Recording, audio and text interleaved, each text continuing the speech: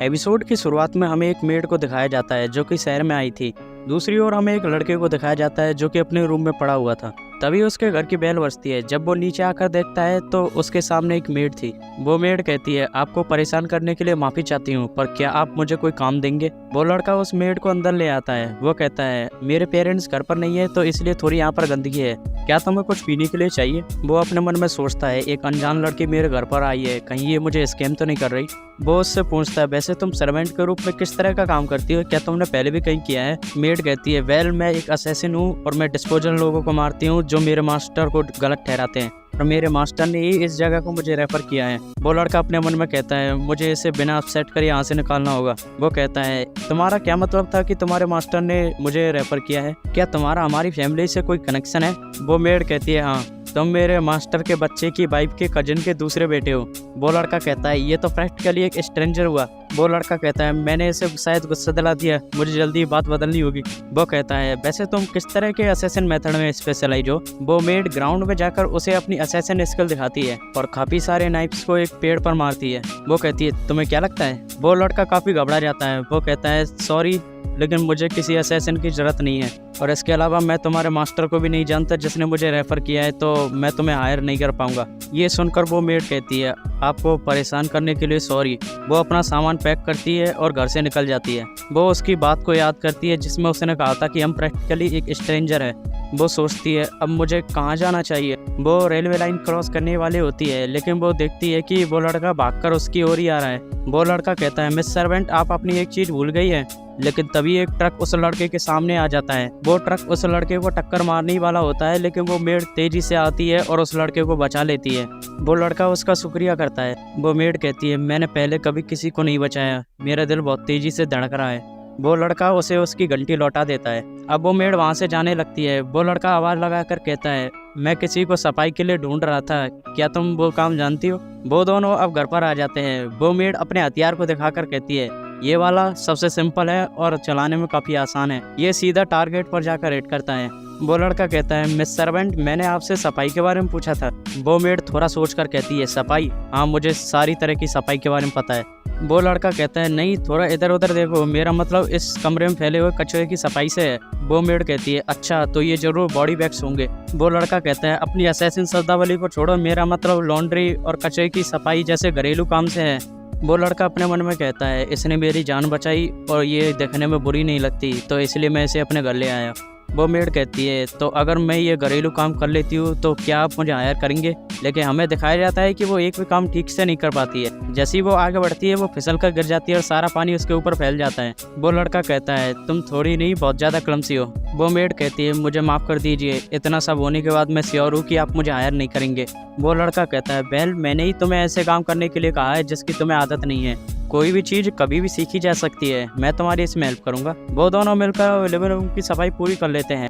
वो लड़का कहता है, मैं अकेला ऐसा कभी नहीं कर पाता, तुम्हारा शुक्रिया। वो टाइम देखकर कहता है, ये तो काफ़ी लेट हो चुका है। बाय द वे, क्या तुम्हें खाना बनाना आता है। लेकिन मेड के मासूम चेहरे को देखकर वो समझ जाता है। वो कहता है, सॉरी, पर चिंता मत करो, मेरे पास पहले से ही रात के खाने के लिए एक आइडिया है, तो तुम जाकर पहले नहा लो। वो मेड अब नहाने चले जाती है। वो लड़का अपने मन में कहता है, मेरा नाम हितोशी है और मैं एक हाई स्कूलर हूँ। मैं आराम से अपनी गर्मियों की छुट्टियाँ बिता रहा था, लेकिन इस समय मैं सबसे ज़्यादा नर्वस हूँ क्योंकि एक लेडी मेरे बाथटब में नहा रही है और वो इतनी केयरलेस है, कहीं वो केवल टॉवल में ही बाहर आ जाए। तभी वहाँ पर मेड आकर कहती है कि मेरा नाना हो गया। हितोशी कहता है, आखिर में क्या सोच रहा था। अगले सीन में वो मेड एक पत्ता गोभी को लेती है और काफ़ी तेज़ी से उसकी कटिंग को फिनिश कर देती है। हितोशी ये देखकर उसका शुक्रिया करता है। वो कहता है, आज के लिए हम मिसो सूप और साइड डिश के लिए तोनकात्सु बनाएंगे। वो मेड कहती है, तोनकात्सु।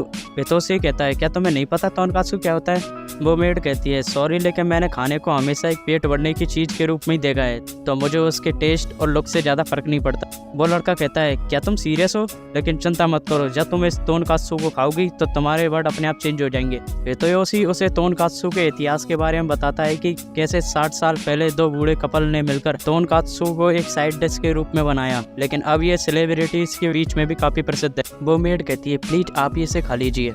हितोशी दोनों प्लेटों में तोनकात्सु को शेयर कर देता है। वो कहता है, अब हम दोनों के लिए डिनर रेडी है मिस सर्वेंट। इससे याद आया, वैसे तुम्हारा नाम क्या है। मेड कहती है, मेरा कोई नाम नहीं है, अब तक मेरे जितने भी एम्प्लॉय थे जो वो चाहते थे वो मुझे उसी नाम से बुलाते थे।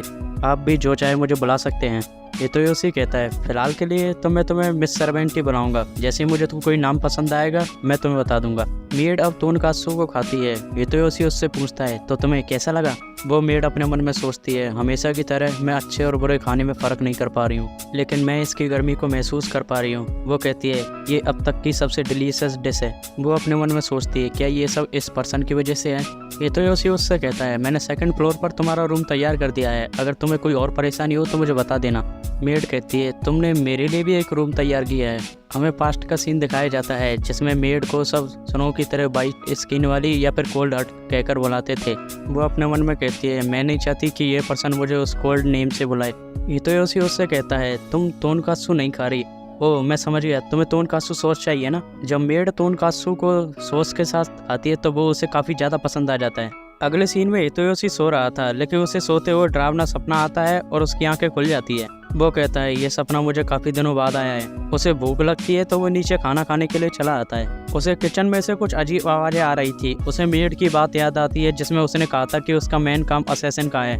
लेकिन जैसे ही वो किचन में झांकता है तो वो देखता है कि मिस सर्वेंट सॉस को चाट रही थी। वो मेड हितोयोशी को देखकर कहती है, मुझे माफ़ कर दीजिए। हितोयोशी कहता है, तुम चिंता मत करो, हमारे पास काफ़ी है। क्या तुम्हें भूख लग रही थी? वो मेड कहती है, मैं सोच रही थी अगर कल मेरा लास्ट दिन भी हुआ तो मैं इस सॉस को दोबारा टेस्ट करे बिना नहीं मरना चाहती। हितोयोशी कहता है, मेरे पास एक आइडिया है। वो सूडो सॉस फोंडू डिश बनाता है। जब मेड उसे सॉस के साथ खाती है तो वो कहती है, ये तोनकात्सु सॉस सच में ग्रेट है। हितोयोशी कहता है, क्या तुम्हें बस सॉस ही पसंद है? खाना खत्म करने के बाद वो मेड कहती है, क्या आपको कोई डरावना सपना आया था? हितोयोशी कहता है, तुम्हें कैसे पता? मेड कहती है, जब मैं सॉस को खाने के लिए जा रही थी तो मैंने आपके कमरे से रोने की आवाज़ सुनी। मुझे लगा कोई आपको असैसिनेट करने की कोशिश कर रहा है, तो इसलिए मैं आपके कमरे के अंदर चली गई। हितोयोशी कहता है, तो क्या तुमने मुझे सोते हुए देखा? मेड कहती है, हाँ। हितोयोशी कहता है, ये सच में काफ़ी एम्बैरेसिंग है। मेड कहती है, आप सपने में बार बार मॉम को बुला रहे थे। मेड कहती है, असल में मुझे भी एक डरावना सपना आया था। मेरे सपने में एक काफ़ी बड़ी सॉस की बोतल मुझसे बात कर रही थी। वो कह रही थी, देखो मैं कितना बड़ा हूँ, मेरे पास बहुत सारी सॉस है, तुम जितना मर्जी चाटो, मैं कभी भी ख़त्म नहीं होऊंगा। लेकिन जैसे ही मैं उसे चाटने के लिए आगे बढ़ी, मेरा सपना टूट गया। हितोयोशी कहता है, ये तो सच में काफ़ी बुरा हुआ। मेड कहती है, अब तक मैंने कभी भी ऐसा सपना नहीं देखा। ज़्यादातर मेरे सपने मारने के ऊपर होते थे, लेकिन ये पहली बार था कि जब मैं चाहती थी कि मैं सपने में ही रहूँ। मुझे इस बारे में सोचकर काफ़ी बुरा लगा कि आपको डरावना सपना आ रहा है और मैं आपकी कोई भी हेल्प नहीं कर पा रही हूँ। हितोयोशी कहता है, तुम्हें चिंता में डालने के लिए सॉरी, लेकिन अक्सर मुझे ये डरावना सपना आता है जिसमें मेरी मॉम मुझे छोड़कर चली जाती है। जब भी मुझे वो डरावना सपना आता था तो मैं रोते हुए जग जाता था और अपनी मम्मी की गोद में ही से रखकर सोता था। मेड कहती है, आप मेरी गोद में आराम कर सकते हैं। वो उसे बुलाने लगती है। हितोयोशी कहता है, उस समय पर मैं बच्चा था, लेकिन अब मैं एक ऑर्डिनरी लड़का बन चुका हूँ, मैं ऐसा नहीं कर सकता। मेड उदास होकर अपने मन में सोचती है, आखिरकार मैं बस लोगों को मारने के लिए बनी हूँ और मैं किसी काम की नहीं हूँ। उसे उदास देखकर हितोयोशी उसकी गोद में लेट जाता है। हितोयोशी कहता है, ये सॉफ्ट और गर्म है। मेड कहती है, ये मेरे लिए भी गर्म है। वो कहती है, मास्टर योकोया। हितोयोशी कहते हैं, मुझे सिर्फ हितोयोशी बुलाओ। वो कहती है, तो क्या आप इस तरह चैन से सो पाएंगे? हितोयोशी उसका शुक्रिया करता है और इसी के साथ एपिसोड खत्म हो जाता है। एपिसोड की शुरुआत में हमें वही सीन दिखाया जाता है जिसमें मेड ने हितोयोशी को ट्रक से बचाया था। वो अपने मन में कहती है, आखिर उस समय पर मेरे साथ क्या हुआ था? मेरी बॉडी अपने आप मूव कर गई, मैं जानना चाहती हूँ। प्रेजेंट सीन में वो कचरे को स्लाइस करके बैग में पैक कर देती है। तभी वहाँ पर हितोयोशी आ जाता है। वो बताती है कि उसने इन कचरों को टुकड़ों में काटकर बांधा है जिससे इनका वॉल्यूम कम हो गया। हितोयोशी कहता है, इस तरह तो हमारे पास काफ़ी स्पेस बच जाएगा, तुम्हारा शुक्रिया मिस मेड। जब वो कचरे फेंकने बाहर जा रहे थे तो वो देखते हैं कि कोई उनके घर के सामने एक डॉग को रखकर चला गया है। मेड उस डिब्बे में रखे लेटर को पढ़ती है जिसमें लिखा था कि मैं इस डॉग को एक पेट शॉप से लाया था, लेकिन ये एक ऐसी प्रजाति निकली जो साइज में काफ़ी बड़ी हो जाती है। मैं इसे अपने घर पर नहीं रख सकता, तो मैंने सोचा इसे एक अमीर आदमी के घर पर छोड़ना ठीक रहेगा, इसका ध्यान रखना। हितोयोशी कहता है, वो कितना सेल्फिश है, उसने सीधे सीधे मुझे इसका ध्यान रखने को कहा है। वो कहता है, मैं इस डॉग को ऐसे ही नहीं छोड़ सकता, ये बहुत छोटा है, अगर ये गर्मी में ऐसे ही बाहर रहा तो बेचारा मर जाएगा। मेड कहती है, भले ही ये छोटा है, लेकिन अगर इसके अंदर जीने की स्ट्रॉन्ग इच्छा हुई तो ये सर्वाइव कर जाएगा। इसे अबांडन कर दिया गया क्योंकि किसी को भी इसकी जरूरत नहीं थी। अगर ये स्ट्रॉन्ग नहीं बना तो ये जंगली दुनिया से मिट जाएगा। आपका लिया गया एक्शन एक दिन आपके लिए मुसीबत बन सकता है, तो आप इसकी जिम्मेदारी उठा पाएंगे? हितोयोशी कहता है, मुझे ये सारी चीज़ें समझ में नहीं आती, लेकिन मैं श्योर हूँ जब तुमने कल मुझे बताया था तो तुमने ये सारी चीज़ें नहीं सोची। ये हम इंसानों की प्रवृत्ति होती है, जब कोई खतरे में होता है तो हमारी बॉडी हमारे शरीर से पहले काम कर जाती है। और इसके अलावा मैं समझ सकता हूँ अगर किसी को छोड़ दिया जाए तो उसे कैसा महसूस होता है। एनीवे, इस गर्मी में बाहर खड़े रहने के बजाय चलो इस कचरे को डालते हैं और अंदर चलते हैं। हितोयोशी कहता है ये काफ़ी क्यूट और फ्लफी है, क्या तुम इसे टच करना चाहोगे? जैसे ही वो उसे मेड के पास ले जाता है वो काफ़ी दूर हट जाती है। वो कहता है कहीं ऐसा तो नहीं तुम्हें डॉग से डर लगता है? वो कहती है थोड़ा बहुत, लेकिन अगर ये आपका ऑर्डर है तो मैं कुछ भी कर सकती हूँ। वो कहता है तुम्हें अपने आप को फोर्स करने की कोई ज़रूरत नहीं है। वैसे तुम्हें डॉग से इतना डर क्यों लगता है? वो बताती है कि एक बार उसके मेंटर ने ट्रेनिंग के नाम पर उसे जंगली कुत्तों से भरे जंगल में छोड़ दिया था। हितोयोशी कहता है ये तो तुम्हारे लिए काफ़ी ट्रॉमेटाइजिंग रहा होगा। अगर मैं किसी ऐसे पर्सन की तलाश करूँ जो इसे अडॉप्ट कर सके तो इसमें भी काफ़ी टाइम लग जाएगा, और मैं नहीं चाहता कि ये गर्म आलू की तरह इधर उधर भटकता रहे। मेड कहती है मास्टर हितोयोशी, क्या मैं इसे पकड़ सकती हूँ? वो उसे पकड़ तो लेती है लेकिन वो काफ़ी घबराने लगती है। हितोयोशी कहता है ये तो काफ़ी वेल बिहेव है, तुम्हें इसमें कौन सी बात डरावनी लग रही है? मेड कहती है इसके जंगली पंजे, इसके खतरनाक दांत और इसकी तीखी आंखें। हितोयोशी कहता है सॉरी, लेकिन मुझे तो ये एक मोची केक की तरह लगता है। वो पपी नींद में मेड के अंगूठे को चौंकने लगता है। वो काफ़ी घबरा जाती है और उसे फेंकने वाली होती है, लेकिन हितोयोशी उसे पकड़ लेता है। वो कहता है तुमने काफ़ी अच्छी कोशिश की। मेड कहती है सॉरी, मैं काफ़ी पटैतिक हूँ। हितोयोशी उसके गालों को खींचने लगता है। मेड कहती है ये काफ़ी डेंजरस हो सकता है। हितोयोशी कहता है नहीं सब ठीक है, चलो इसे बाहर लेकर चलते हैं। अगले सीन में वो कुत्ते की जांच करवाने के लिए एनिमल हॉस्टल में लाए होते हैं। वहाँ पर सभी लोग मेड को देखकर हैरान हो जाते हैं। दूसरे सीन में वो कुत्ते के लिए एक अच्छे से पट्टे को छांट रही होती है। हितोयोशी कहता है वो तुम्हारे लिए अपना बेस्ट कर रही है। वो कुत्ता भी काफ़ी खुश होता है। शाम के समय वो रास्ते में चल रहे होते हैं। हितोयोशी मेड से कहता है तुम्हारा मेरी हेल्प करने के लिए काफ़ी शुक्रिया। मेड उससे कहती है मास्टर हितोयोशी, आप काफ़ी काइंड है। अब तक मैं जिन लोगों से भी मिली कोई भी आपके जैसा नहीं था। हारने का मेरे पास कोई ऑप्शन नहीं था, शायद इसीलिए जब भी आप मेरे साथ काइंड बिहेव करते हैं तो मुझे आपसे काफ़ी दूरी महसूस होती है। अब तक मुझसे जो भी कहा जाता था वो मैंने सब किया, लेकिन आप जो मुझसे करने को कहते हैं वो सारी चीज़ें मेरे लिए नहीं है। मुझे नहीं समझ में आ रहा कि मैं आपके लिए कैसे ज़रूरतमंद बन सकती हूँ। वो अपने मन में कहती है मैं जहाँ से आई हूँ वहाँ हमें एक पाउंड की तरह ट्रीट किया जाता है। वहाँ पर एज और जेंडर मैटर नहीं करता जब तक तुम्हारे पास स्किल है, लेकिन यहाँ पर चीज़ें अलग है। मैंने वो सब किया जो मैं कर सकती थी, लेकिन कोई भी फ़ायदा नहीं हुआ। वो कहती है अगर मैं आपसे इस पपी की तरह मिली होती तो शायद मैं वो बन पाती जिसे आप सच में चाहते हैं। क्या इस रोशनी से भरी दुनिया में मेरे जैसे किसी पर्सन की ज़रूरत भी है? हितोयोशी कहता है इसे सुनने से लगता है कि तुम बस अपनी जॉब को छोड़ना चाहती हो और एक नॉर्मल लड़की बनना चाहती हो। वो अपने मन में कहती है क्या असैसिनेशन को छोड़ना? ये बात तो मेरे दिमाग में कभी भी नहीं आई। अब तक मेरी आइडेंटिटी एक असैसिन के रूप में हुआ करती थी जिसकी जरूरत केवल लोगों को मारने के लिए होती थी। हितोयोशी कहता है ये सनसेट काफ़ी सुंदर है। वो सन की तरफ देखकर अपने मन में कहती है क्या अगर मैं लोगों को मारना छोड़ दूँ तो इस वार्म वर्ल्ड को समझ पाऊंगी? हितोयोशी कहता है तुम्हें पता है जब तुम पहली बार आई थी तो मैं तुमसे काफ़ी डर गया था क्योंकि मेरे आसपास कोई भी असैसिन नहीं था, लेकिन जब मैं तुम्हारे साथ रहा तो मुझे लगा कि मैं गलत था। तुम तो काफ़ी अच्छी लड़की हो। ये सुनकर मेड को एक मेमोरी याद आती है। वो उससे कहती है मास्टर हितोयोशी, मुझे बताइए कि एक नॉर्मल लड़की बनने के लिए मुझे क्या करना चाहिए? हितोयोशी कहता है यहाँ पर सारी चीज़ें तुम्हारे लिए नहीं हैं, तो गलती करना नॉर्मल है। मुझे लगता है तुम्हें उस बारे में चिंता नहीं करनी चाहिए। अगले सीन में मेड कैबेज को नॉर्मल तरीके से काट रही होती है। वो अपने मन में कहती है ये काफ़ी एफिशिएंट है और इसके लिए मुझे मेंटली प्रिपेयर भी होना पड़ा। वो खाने के बारे में सोच ही रही थी तभी डॉग उसके पैरों के पास आ जाता है। वो काफ़ी घबरा जाती है। वो कहती है तुम बिना आवाज़ किए मेरे पास आ गए, तुम नॉर्मल डॉग नहीं लगते।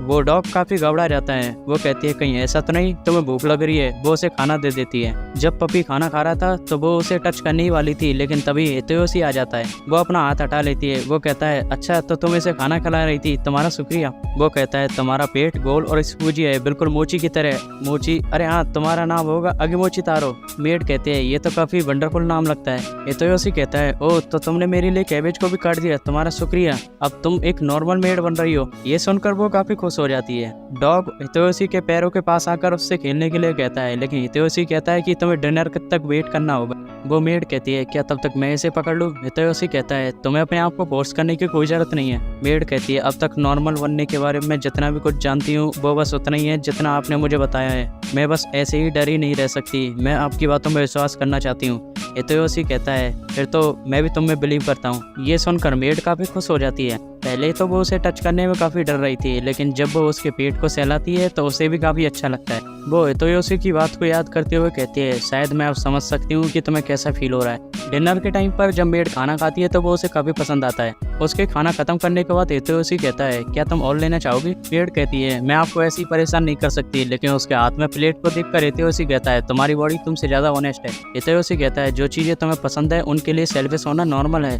मेड कहती है, अगर आप कहते हैं तो ठीक है। हितोयोशी कहता है, अगर तुम्हारी कोई और भी सेल्फिश रिक्वेस्ट हो तो तुम कह सकती हो। वो कहती है, अगर ऐसी बात है तो मैं चाहती हूँ कि आगिमुची तारो की तरह आप मेरा भी कोई नाम रखे। हितोयोशी कहता है, तुम चाहती हो कि मैं तुम्हारे लिए कोई नाम रखूँ? ये मेरे लिए थोड़ा मुश्किल तो है। तुम्हारा बर्थडे कब आता है? मेड कहती है, जहाँ तक मुझे याद है वो विंटर में था और उस समय पर स्नो गिर रही थी। वो कहता है, तो इस बारे में क्या ख्याल है? तुम्हारा नाम होगा यूकी, जिसका मतलब होता है स्नो। स्नो को सुनकर मेड के मन में वही बात याद आ जाती है जब उसे लोग कोल्ड हार्टेड कहते थे। हितोयोशी कहता है, मुझे स्नो पसंद है क्योंकि वो काफी ब्यूटीफुल होती है। मेड को भी अपनी वही मेमोरी याद आती है जब वो बचपन में स्नो से खेला करती थी। हितोयोशी कहता है, तुम्हें पता है स्नो एक्चुअली में गर्म होती है। जब खेत में स्नो गिरती है तो वो बीजों को प्रोटेक्ट करती है, जब स्प्रिंग आती है तो वो पौधों में बदल जाते हैं। तो मुझे लगता है कि स्नो उन्हें गर्म रखकर प्रोटेक्ट करती है। वो हितोयोशी के साथ बिताए गए सारे पलों को याद करते हुए अपने मन में कहती है, मुझे इस दुनिया की गर्माहट कैसे फील हो रही है, और जब भी मैं इस पर्सन के साथ होती हूँ तो मेरा दिल इतना क्यों धड़कता है। शायद अगर मैं यहाँ रहूँ तो शायद मुझे इसका आंसर मिल जाए। वो कहती है, यूकी, मुझे इतना अच्छा नाम देने के लिए आपका शुक्रिया मास्टर हितोयोशी। हितोयोशी उसकी स्माइल को देखकर कहता है, तो ये भी नॉर्मल लड़कियों की तरह स्माइल करती है। और इसी के साथ एपिसोड खत्म हो जाता है। एपिसोड की शुरुआत में हमें यूकी को दिखाया जाता है जो कि आगिमुची तारो के साथ खेल रही होती है। तभी हितोयोशी वहाँ पर आकर कहता है, क्या तुम मेरी थोड़ी हेल्प कर सकती हो? वो यूकी को पियर्सिंग मशीन दिखाते हुए कहता है, मैंने अपनी क्लास में एक स्टूडेंट को देखा था जिसके कान छिदे हुए थे, तो मैं भी एक बार इसे ट्राई करना चाहता हूँ। मुझे ऐसा अपने आप करने में काफी डर लग रहा है, अगर कोई मेरे लिए इसे करे तो वो काफी आसान रहेगा। यूकी कहती है, आप चाहते हैं कि मैं आपके लिए ऐसा करूँ? हितोयोशी कहता है, हाँ, क्योंकि तुम्हारे भी कान पियर्स्ड है। यूकी ऐसा करने के लिए मान तो जाती है, लेकिन जैसे ही वो मशीन को हितोयोशी के कान के पास ले जाती है वो काफी घबरा जाती है और हटा लेती है। वो कहती है, क्या ये किसी तरह की नई पनिशमेंट है? क्या मैंने कुछ गलत कर दिया? मुझे माफ कर दीजिए, लेकिन मास्टर हितोयोशी को पियर्स करना काफी टेरिफाइंग है, मैं ऐसा नहीं कर पाऊंगी। हितोयोशी अपने मन में कहता है, क्या लोगों को पियर्स करना तुम्हारा प्रोफेशन नहीं है? तभी हितोयोशी की छोटी बहन उनके घर की बेल बजाकर कहती है, भैया मुझे दिखाओ आखिर तुम्हारे पास कौन सा डॉग है। तभी यूकी दरवाजा खोलकर कहती है, क्या तुम मास्टर हितोयोशी की छोटी बहन हो? वो उसे देखकर शॉक हो जाती है। रिको अंदर जाकर कहती है, इतना साफ घर, एक फ्लफी डॉग, और इसके अलावा तुम्हारे पास एक ब्यूटीफुल मेड भी है।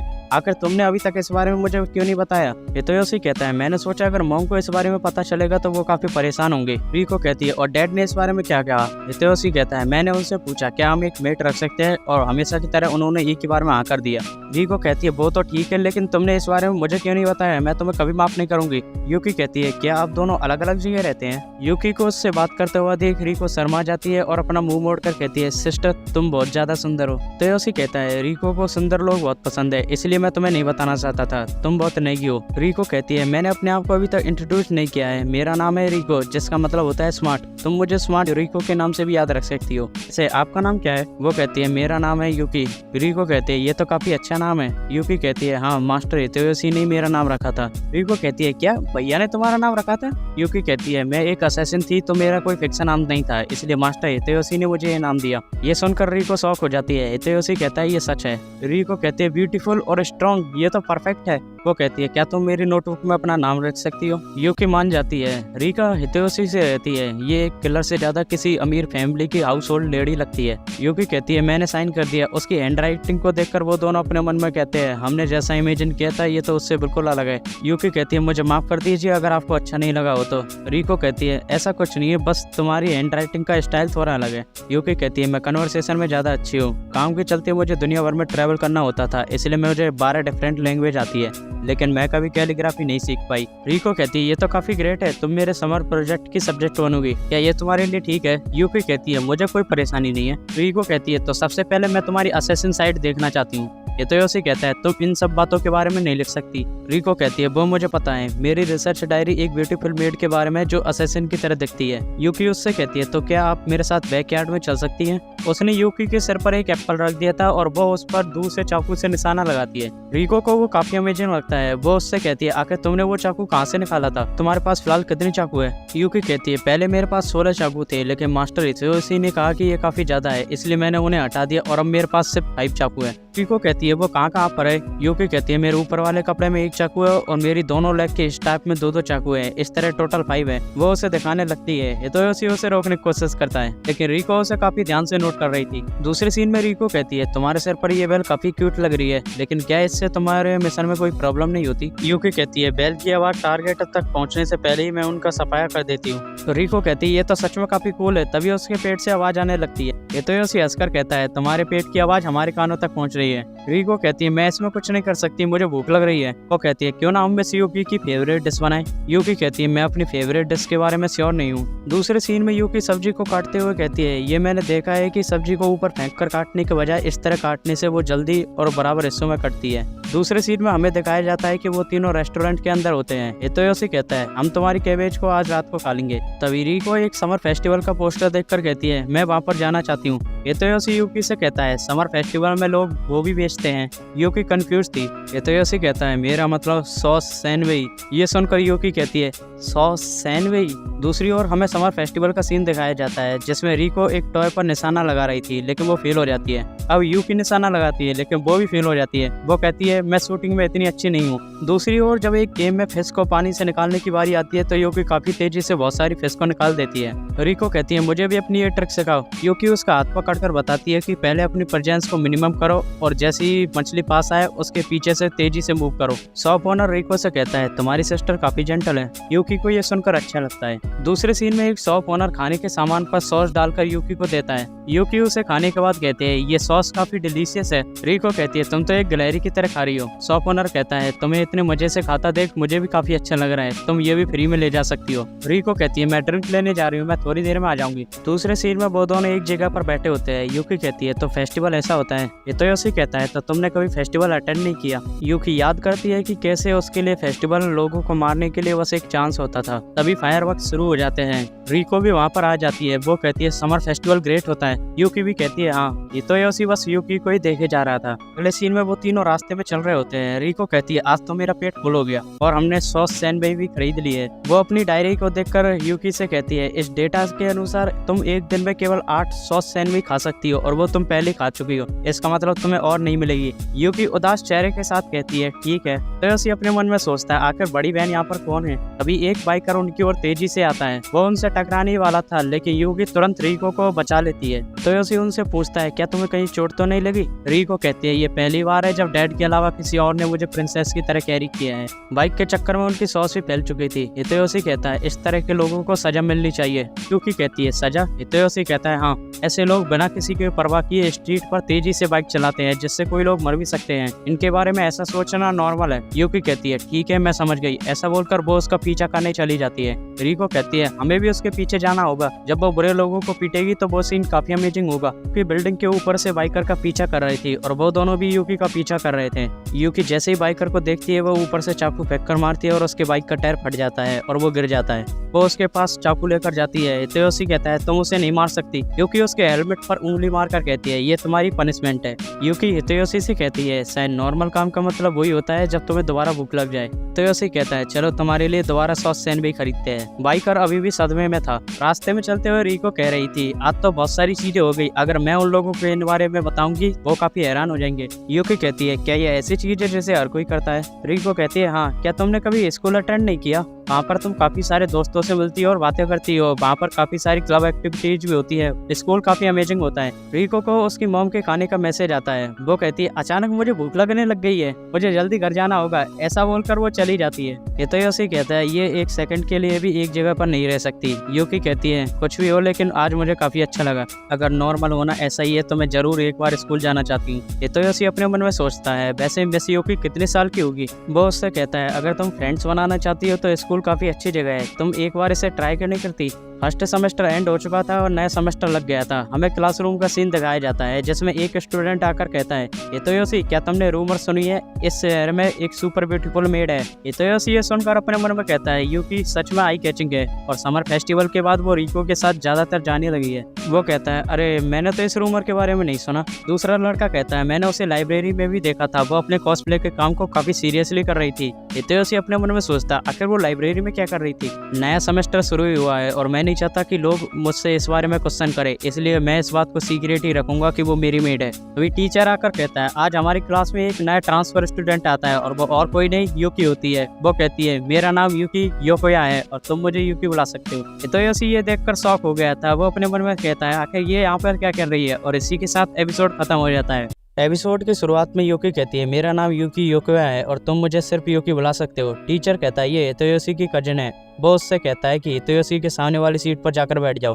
वो वहां जाकर बैठ जाती है। वो हितोयोशी से कहती है प्लीज मेरा ख्याल रखिएगा मास्टर हितोयोशी। ये सुनकर सभी स्टूडेंट शॉक हो जाते हैं। स्कूल खत्म होने के बाद रिको वापस आ जाती है। वो यूकी से पूछती है तुम्हारी स्कूल लाइफ कैसी रही, लेकिन हितोयोशी अभी भी सदमे में था। वो रिको से कहता है ये तुमने किया ना। रिको कहती है सरप्राइज ऑपरेशन सफल हुआ। रास्ते में चलते हुए रिको कहती है मिस यूकी काफी अमेजिंग है। 3 दिनों के अंदर ही इसने इतनी सारी चीजें सीख ली कि मेरे पास कुछ सिखाने को बचा ही नहीं। यहाँ तक कि इसने मेरे होमवर्क में भी हेल्प की। यूकी कहती है मिस रिको ने मेरी काफी तारीफ की तो मैं थोड़ी ज्यादा सीरियस हो गई। हितोयोशी कहता है ये वो चीज नहीं है जो मैं जानना चाहता हूँ। आखिर तुमने मेरी क्लास में एडमिशन कैसे लिया, और ये कजिन वाली चीज का क्या मतलब है। तुम मेरा लास्ट नेम क्यों यूज कर रही हो, और तुम्हें तो एक फर्स्ट ईयर हाई स्कूलर होना चाहिए, और सबसे इम्पोर्टेंट तुमने ये सारी चीजें मुझसे सीक्रेट क्यों रखी। यूकी कहती है मेरे अंडरग्राउंड वर्क के कनेक्शन की वजह से मेरा इस स्कूल में एनरोलमेंट अरेंज हो गया। कजिन वाली बात मिस रिको का आइडिया था। लोगों को हमें एक्सेप्ट करने में आसानी होगी अगर हम एक दूसरे के रिलेटिव होते हैं तो, इसलिए मैंने आपका लास्ट नेम योकोया बोरो किया। मैं शायद आपसे बड़ी हूँ तो मैंने सोचा ये ज्यादा आसान रहेगा अगर मैं सेम ईयर में रहकर आपको सर्व करूँ तो।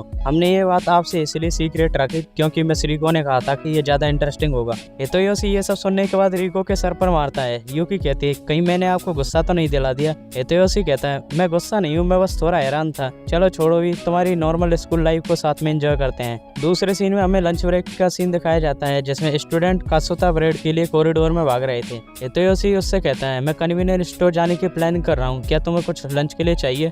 यूकी कहती है कासुता ब्रेड। हितोयोशी कहता है तुम्हें कासुता ब्रेड चाहिए, लेकिन वो तो काफी रेयर है, उसके लिए तो तुम्हें पूरे लंच ब्रेक तक भीड़ में रहना होगा। कासुता डेली जल्दी बंद हो जाती है, अगर हम स्कूल के बाद जाएंगे तो काफी लेट हो जाएगा। लेकिन वो हर वेडनेसडे को स्कूल स्टोर में स्पेशल सेल लगाते हैं। वो बताता है कि ये एक फ्राइड नूडल ब्रेड है जो कि कासुता सॉस से भरा हुआ होता है। स्टूडेंट इसे कासुता ब्रेड बुलाते हैं। मेरा इनमें से कासुता सैंडविच फेवरेट है, लेकिन स्कूल स्टोर यहाँ से बहुत दूर है, मुझे डर है कि हम लेट हो जाएंगे। यूकी कहती है ये स्कूल स्टोर यहाँ से कितनी दूर है। मेरे टीचर ने एक बार मुझे सिखाया था तुम्हें अपने शिकार को किसी कीमत पर नहीं छोड़ना चाहिए, भले ही तुम्हें इसके लिए डिस्ट्रैक्शन क्यों ना करना पड़े। ऐसा बोलकर वो खिड़की खोलती है और छत के ऊपर पहुंच जाती है। हितोयोशी वहां पर आकर उसे रोकने की कोशिश करता है। वो कहता है तुम यहाँ पर कोई हंगामा खड़ा नहीं कर सकती, लेकिन यूकी छत की रेलिंग पर से चलते हुए वहां से निकल जाती है। हितोयोशी अपने मन में कहता है मैंने उसे फिर से जाने दिया, मैं उसे नहीं रोक सकता था क्योंकि उसकी आंखों में वैसा ही एक्सप्रेशन था जब एक लड़की एक डेजर्ट की ओर देख रही हो। और ये मैं ऐसे ही नहीं कह रहा हूँ, ये मैंने खुद महसूस किया है। इसको पाने के लिए लड़की अपने फुल पोटेंशियल का यूज कर लेती है।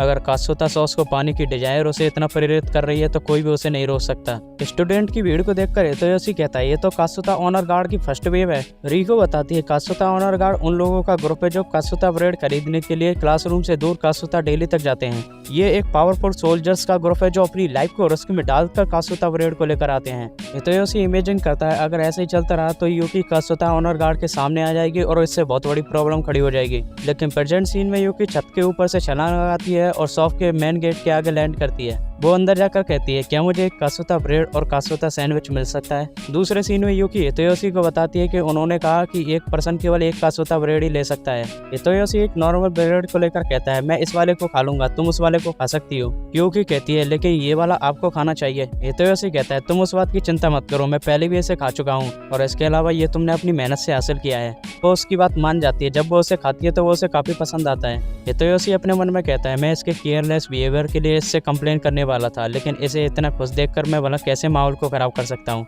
यूकी ब्रेड के 2 हिस्से कर कहती है आप भी थोड़ा क्यों नहीं लेते। हितोयोशी पहले शर्मा रहा था लेकिन वो उसके मुंह में खिला देती है। हितोयोशी उसे खाने के बाद कहता है ये डिलीशियस है। दूसरे सीन में हमें रिको को दिखाया जाता है जो कि अगिमो चितारो से कहती है आज रात में यहीं रुकने वाली हूँ। हितोयोशी कहता है तुम समर ब्रेक के दौरान कई दिनों तक यहाँ पर रही थी। तो रिको कहती है तो इसमें क्या प्रॉब्लम है, तुम तो रोज रात में यूकी के साथ गुजारते हो। हितोयोशी कहता है अपनी लाइनों को थोड़ा देखकर बोलो।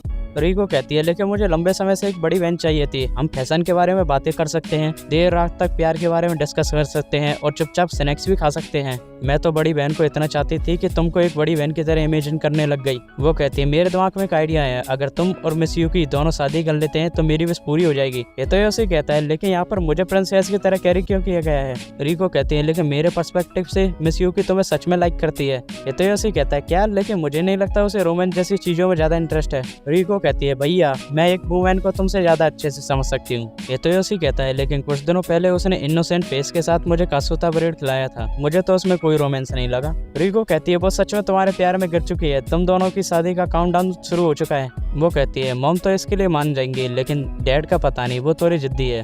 हितोयोशी कहता है क्या तुम कहना चाह रही होगी। रिको कहती है हाँ, तुम्हें जापानीज और वेस्टर्न दोनों स्टाइल में शादी करनी होगी। तभी रिको वहाँ पर आ जाती है। वो कहती है क्या मैं पूछ सकती हूँ किसकी शादी होने वाली है। वो घबरा जाते हैं। रिको कहती है मैं बस कह रही थी ये अच्छा होगा अगर तुम मेरी सिस्टर बन जाओ तो। मिस यूकी तुम मेरे भाई को पसंद करती हो ना। यूकी कहती है हाँ, मैं उन्हें काफी एडमायर करती हूँ। दूसरे सीन में रिको कहती है मैं इस बारे में सोच रही थी मिस यूकी क्या तुम यूजुअली मेकअप नहीं करती हो। यूकी कहती है मैं बस दिन के दौरान बेसिक मेकअप करती हूँ। रिको कहती है मेकअप ना करने के बावजूद भी तुम कितनी क्यूट हो, सभी लड़कियां तो तुमसे जलती होंगी, ये कितना अच्छा है। यूकी कहती है मैंने ये कभी महसूस नहीं किया कि मेरे लुक से मुझे कभी फायदा मिला है। रिको कहती है सच में एक ब्यूटी को भी काफी सारी चीजें झेलनी पड़ती है, मेरा लुक तो फिर भी ऐसा नहीं है, लेकिन जब मैं बड़ी हो जाऊंगी तो मैं अपने लुक को क्यूट दिखाने के लिए ढेर सारी कॉस्मेटिक चीजें खरीदूंगी। यूकी कहती है लेकिन मुझे तुम ऐसी अच्छी लगती हो, तुम दिखने में काफी अडोरेबल हो, तुम्हारे एक्सप्रेशन भी काफी चार्मिंग है। रिको कहती है क्या सच में मेरे पेरेंट्स के अलावा किसी ने मुझसे ऐसा नहीं कहा, क्या मैं तुम्हारे जितनी सुंदर बन पाऊंगी। यूकी कहती है इससे याद आया जब से मुझे टोनकात्सु सॉस मिले मेरी स्किन और भी ग्लो कर रही है, तुम भी इसे टेस्ट क्यों नहीं करती। जब रिको उससे खाती है तो वो कहती है ये तो सच में टेस्टी है। उन दोनों को देखकर हितोयोशी अपने मन में कहता है मेरे लिए तो ये दोनों सिस्टर जैसी है। रिको का शुक्रिया कि यूकी अपनी डेली रूटीन को बहुत जल्दी एक्सेप्ट कर पा रही है, लड़कियां लड़कियों को काफी अच्छे से समझती हैं। तभी रिको उसके पास आकर कहती है भैया तुम यही सोच रहे थे ना, अगर तुम मिस यूकी से शादी कर लो तो तुम हमें ऐसे रोज देख पाओगे। यूकी कहती है शादी, मुझे इस बारे में ज्यादा नहीं पता। रिको कहती है जापान में जब तक भैया 18 साल से ऊपर है वो शादी कर सकता है और इसके बाद तुम हमारी ऑफिशियल फैमिली मेंबर बन जाओगे। हितोयोशी कहता है उसे एंकरेज करना बंद करो। रिको कहती है जब तुम इस जैसी लड़की से शादी करोगे तो क्या तुम्हें खुशी नहीं होगी। हितोयोशी कहता है हाँ शायद। रिको खुश होकर कहती है मेरे भाई ने एग्री कर दिया। हमें दिखाया जाता है कि कोई उन पर पीछे से नजर रख रहा था। अगली सुबह हमें क्लासरूम का सीन दिखाया जाता है जिसमें टीचर अपने चैप्टर को पढ़ा रहा था, लेकिन हितोयोशी को नींद आ रही थी। टीचर उसे नोटिस कर लेता है और उस पर चौक फेंक कर मारता है। यूकी अपने नाइफ से चौक को 2 टुकड़ों में काट देती है और वो चौक जाकर हितोयोशी की दोनों आंखों में लगती है। यूकी अपने मन में कहती है मैं ऐसा नहीं करना चाहती थी। सभी क्लास वाले यह देखकर हैरान थे। दूसरे सीन में हितोयोशी नर्स के ऑफिस में आया होता है। वो बताता है कि उसकी आंख में चौक चली गई है। वो नर्स कहती है तुम यहाँ पर पहले विजिटर हो, मेरा नाम है नीता और मैं यहाँ पर टेम्पररी हेल्थ टीचर हूँ। वो उससे बेड पर बैठने के लिए कहती है। हितोयोशी अपने मन में कहता है ये टीचर मुझे मिस्टीरियस वाइब दे रही है। वो उससे कहती है क्या तुम उस प्रिटी स्टूडेंट के दोस्त हो या फिर वो तुम्हारी गर्लफ्रेंड है। मैंने तुम दोनों को साथ में स्कूल आते हुए देखा है तो इसलिए मैं थोड़ा क्यूरियस थी। हितोयोशी कहता है क्या तुम मिस यूकी के बारे में बात कर रही हो, हम दोनों फ्रेंड्स नहीं कजिन है। नीता हंसकर कहती है अच्छा कजिन, तुम दोनों बिल्कुल भी सेम नहीं लगते। वो उसकी आई वॉल चेक करते हुए कहती है मुझे तुम्हारा लुक पसंद है, तुम एक छोटे एनिमल की तरह हो। वो कहती है तुम्हारी आई वॉल तो ठीक है, मुझे चेक करने दो, तुम्हें कहीं और प्रॉब्लम तो नहीं है। ऐसा बोलकर वो हितोयोशी को बेड पर लिटा देती है और खुद उसको ऊपर चढ़ जाती है। वो उसके गालों को टच करने लगती है। हितोयोशी कहता है आखिर यहाँ पर क्या चल रहा है, इरोटिक मांगा में भी इससे ज्यादा रोमांस होता है। वो उससे कहती है चिंता मत करो हितोयोशी, मैं तुम्हें अच्छा फर्स्ट एक्सपीरियंस दूंगी। हितोयोशी कहता है आखिर तुम्हें मेरा नाम कैसे पता चला। तभी वहाँ पर यूकी आ जाती है। वो कहती है मास्टर हितोयोशी क्या आपकी आंखें ठीक है। वो उन्हें देखकर कहती है यहाँ पर क्या चल रहा है। हितोयोशी जैसे ही यूकी को देखता है वो उसके पीछे जाकर छुप जाता है। नीता कहती है मैं तो बस मजाक कर रही थी। हितोयोशी कहता है इस तरह तो तुम यंग लड़कों के मन में डर बैठा दोगी। वो कहती है इसमें मैं क्या कर सकती हूँ, तुम हेमस्टर की तरह डरे हुए थे, तुम तो बहुत क्यूट लग रहे थे। तुम्हारी आंखें ठीक है लेकिन सिक्योरिटी के लिए मेरे पास आओ और ये आई ड्रॉप ले लो। हितोयोशी कहता है अपने बियर्ड मजाक करना बंद करो। वो कहती है ओ तो क्या तुम इतना डर गए थे क्या। यूकी हितोयोशी को अपने पास ले लेती है। हितोयोशी कहता है आखिर तुम ऐसा बिहेव क्यों कर रही हो। यूकी नीता से कहती है प्लीज दोबारा इस पर्सन के कभी पास में मत आना। हितोयोशी को रिको की बात याद आती है जिसमें उसने कहा था कि यूकी उसे पसंद करती है। वो अपने मन में कहता है कहीं ऐसा तो नहीं मिस यूकी जीलस है। नीता कहती है इस बारे में भूल जाओ, ये कोई सीरियस इंजरी तो नहीं है, अगर कभी दर्द हो तो डॉक्टर को जरूर दिखा लेना। इस यूकी हितोयोशी को लेकर वहाँ से चली जाती है। वो रास्ते में चलते हुए उससे कहती है मास्टर हितोयोशी मुझे पहले अचानक खींचने के लिए माफ करना, लेकिन कुछ है जो मैं आपको बताना चाहती हूँ। हितोयोशी को लगता है कि यूकी उसे लव कन्फेस करने वाली है। वो कहता है मैं अभी तैयार नहीं हूँ। यूकी कहती है मैं कंफर्म कह सकती हूँ कि वो औरत मेरे जैसे ही सेम प्रोफेशन में काम करती है, वो भी एक असैसिन है। दूसरी ओर नीता कहती है, मुझे लगा ही था कि ये काम के चलते हुए यहाँ पर आए, लेकिन मैं तुम्हारे इस नकली खेल को पूरी तरह खत्म कर दूंगी। इसी तरह एपिसोड खत्म हो जाता है। एपिसोड की शुरुआत में नीता कहती है कि मेरा एक सपना है कि मैं हॉट लड़कों से घिरी रहूं और अपनी पूरी लाइफ को सांतोरिनी आइसलैंड में गुजारूं। इस सपने को पूरा करने के लिए मैंने कई सारे लोगों को मारा है और फाइनली मेरा सपना पूरा होने जा रहा है। अगर मैं जू को भी मार दूं तो मेरी लाइफ काफ़ी बेहतर हो जाएगी। दूसरे सीन में मित्सुयुकी हितोयोशी के पास होती है। हितोयोशी कहता है, मित्सुयुकी अगर तुम मुझे ऐसी घूरती रही तो मैं सो नहीं पाऊंगा। यूकी कहती है, लेकिन हमें नहीं पता कि वो बदमाश कब हमारे सामने आ जाए। अगर मेरा थोड़ा भी ध्यान चूका तो आपके टुकड़े टुकड़े करने के लिए बॉस के लिए काफ़ी होगा। हितोयोशी अपने मन में कहता है, क्या मैं टुकड़ों में कटने वाला हूँ? यूकी कहती है, इसलिए जब तक मैं उस वूमेन के बारे में और नहीं जान लेती मुझे आपका बॉडीगार्ड बने रहने दीजिए। हितोयोशी कहता है, सीरियसली मुझे नहीं लगता मैं इस तरह सो पाऊंगा, क्या तुम्हारे पास और कोई रास्ता है? यूकी कहती है, अगर आप कहे तो मेरे पास एक सिली फ्रेंडली सजेशन है। इसके बाद यूकी भी उसके साथ बेड पर लेट जाती है। वो कहती है, अगर मैं आपको अपनी गोद में सुलाऊंगी तो इससे मेरे मूवमेंट रुक जाएंगे, इसलिए मुझे आपका बेड शेयर करने दीजिए। तो योशी अपने मन में कहता है, आखिर मैं इसे मना क्यों नहीं कर पाया? वो कहता है, लेकिन मुझे तुम्हारी ज़्यादा चिंता है, ऐसा लगता है वो मुझसे ज़्यादा तुम्हारे लिए यहाँ पर है।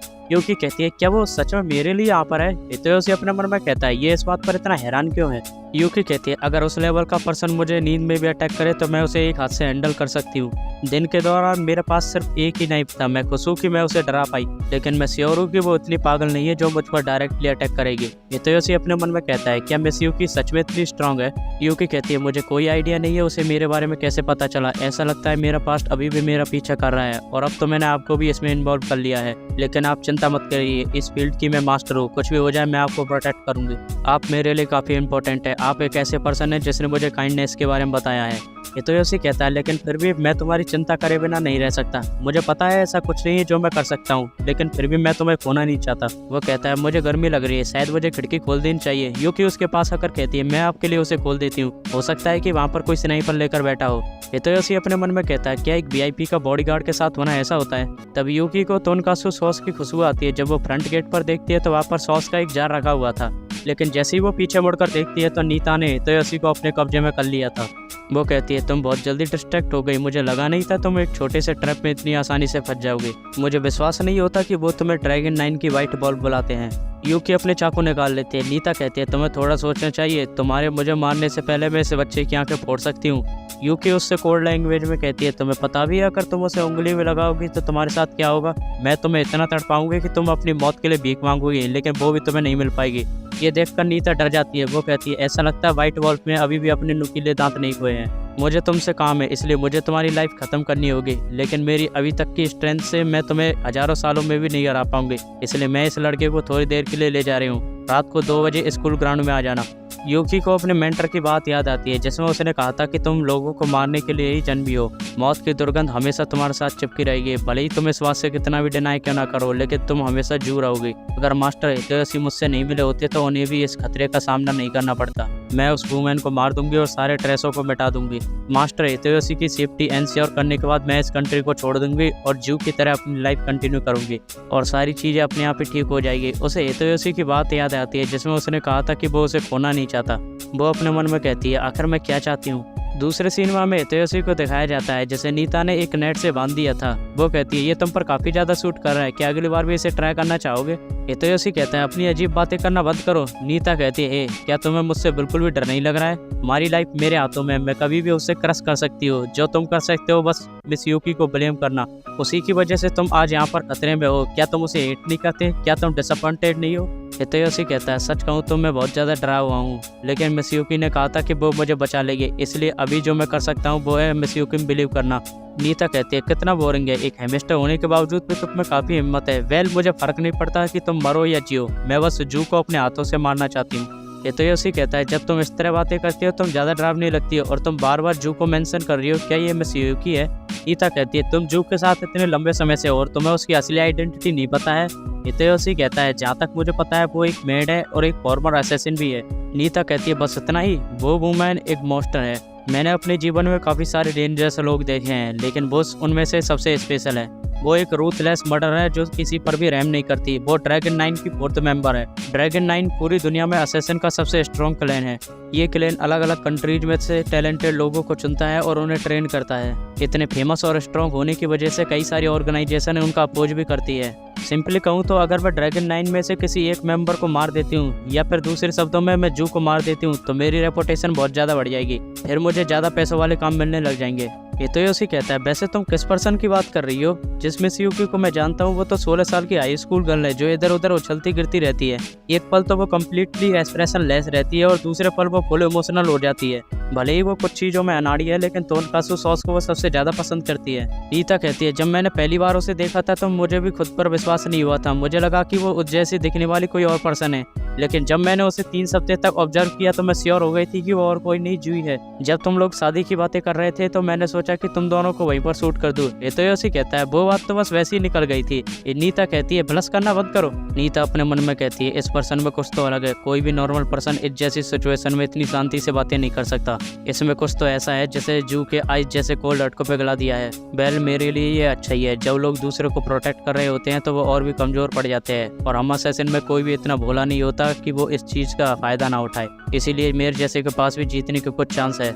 ऐसे ही 2 बजते हैं, यूकी वहाँ पर आ जाती है। वो सीधे नीता की ओर बढ़ रही थी। नीता अपनी गन से उस पर फायर करती है लेकिन यूकी अपनी चाकू से उसकी बुलेट को डॉच कर लेती है। नीता उसके पैरों पर लगे हुए लैंड माइन पर फायर करती है और वहाँ पर विस्फोट हो जाता है। हितोयोशी कहता है, मिस यूकी क्या तुम ठीक हो? नीता कहती है, इसलिए कहते हैं कि देखकर चलना चाहिए। लेकिन दूसरे ही पल यूकी उसके सामने आ जाती है। वो उस पर चाकू से वार करती है लेकिन वो अपनी पूंछ से उसे डॉच कर लेती है। हितोयोशी कहता है, मिस यूकी आप ठीक है? ये जानकर मुझे काफी खुशी हुई। यूकी कहती है, मुझे भी ये जानकर काफी खुशी हुई कि आप ठीक है। मैं इसे जल्दी खत्म करके आपको अभी बचा लूंगी। नीता कहती है, एक तो तुमने मेरे लैंडमाइन को डॉच कर लिया और दूसरा तुम मुझे इग्नोर कर रही हो।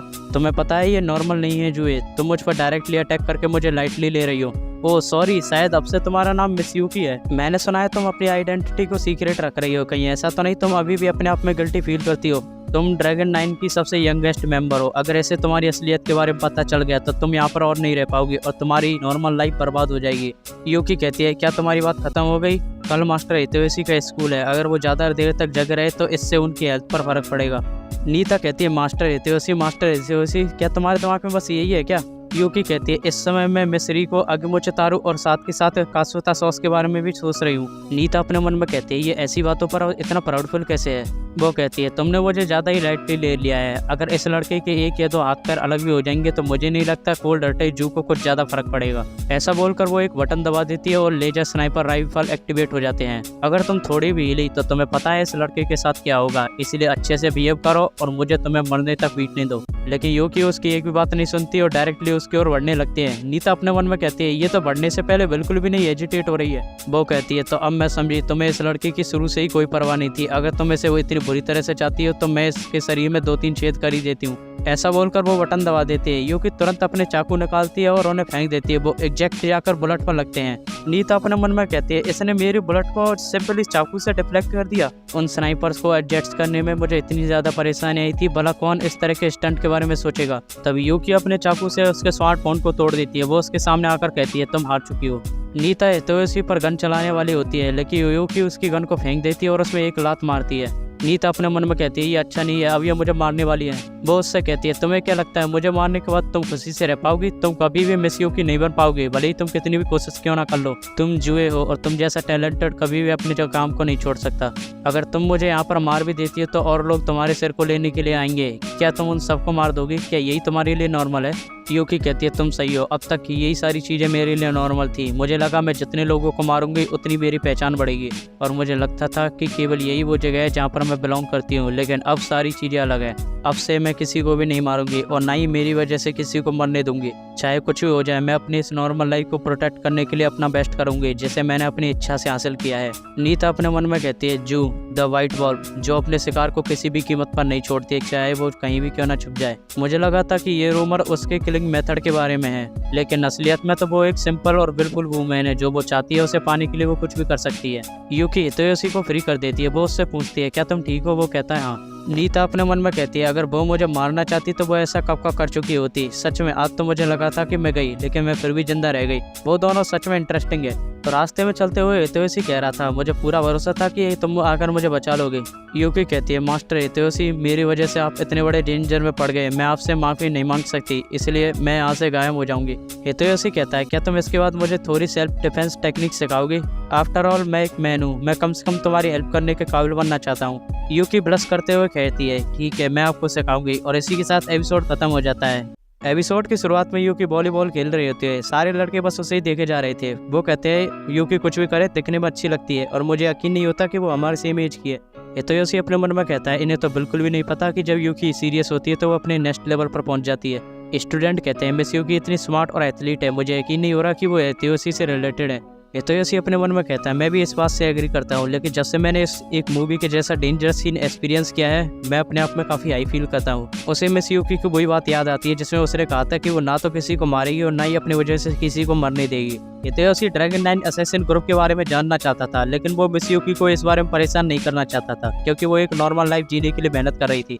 तभी मिस यूकी हितोशी की तरफ देखकर स्माइल करती है। सभी लड़के जीलसी से हितोशी को घूरने लगते हैं। तभी एक बॉल सीधे हितोशी की तरफ आ रही थी। नीता उसे अपने हाथों से रोककर कहती है, कहीं तुम्हें चोट तो नहीं लगी? हितोशी अपने मन में कहता है, लड़कों की जलन का कारण मिस यूकी नहीं है, ये भी है। हितोशी कहता है, मैं आपकी कैसे हेल्प कर सकता हूँ? नीता कहती है, क्या हितोशी, तुम मर थोड़ी जाओगे अगर मेरे जैसे हेल्पलेस टीचर से थोड़ा अच्छे से बात कर लोगे तो। हितोशी कहता है, लेकिन तुम बहुत पास हो, क्या तुमने कोई पर्सनल स्पेस के बारे में नहीं सुना? दूसरे सीन में यूकी, हितोशी और नीता आमने सामने होती है। नीता कहती है, मैं दोबारा आ गई। हितोशी कहता है, आखिर कौन हो तुम? नीता कहती है, कम ऑन, तुम मुझे कैसे भूल सकते हो जब हम दोनों ने इतनी पैशनेट रात गुजारी थी। मैं हूँ नीता, एक जिम टीचर, मैं तुम्हारी बड़ी बहन जैसी हूँ जो हाल ही में टोक्यो में आई है। हितोशी कहता है, ये कुछ ज़्यादा ही डिटेल में है। नीता कहती है, जो कॉम्बैट स्किल में माहिर है और मैं जासूसी और वेश बदलने में माहिर हूँ, और इसके अलावा मैं तुम्हें बता दूँ कि ये मेरा असली रूप है। कहीं ऐसा तो नहीं तुम्हें मिस यूकी की तरह लंबे और काले बार वाली लड़के ज़्यादा पसंद है? हितोशी कहता है, ऐसा कुछ भी नहीं है। वो हंसकर कहती है, वो तुम्हारे चेहरे पर ही दिख रहा है। यूकी कहती है, मुझे लगा था कि तुम्हारा काम हो चुका है, लेकिन ऐसा लगता है तुम्हें मुझसे और भी कुछ चाहिए।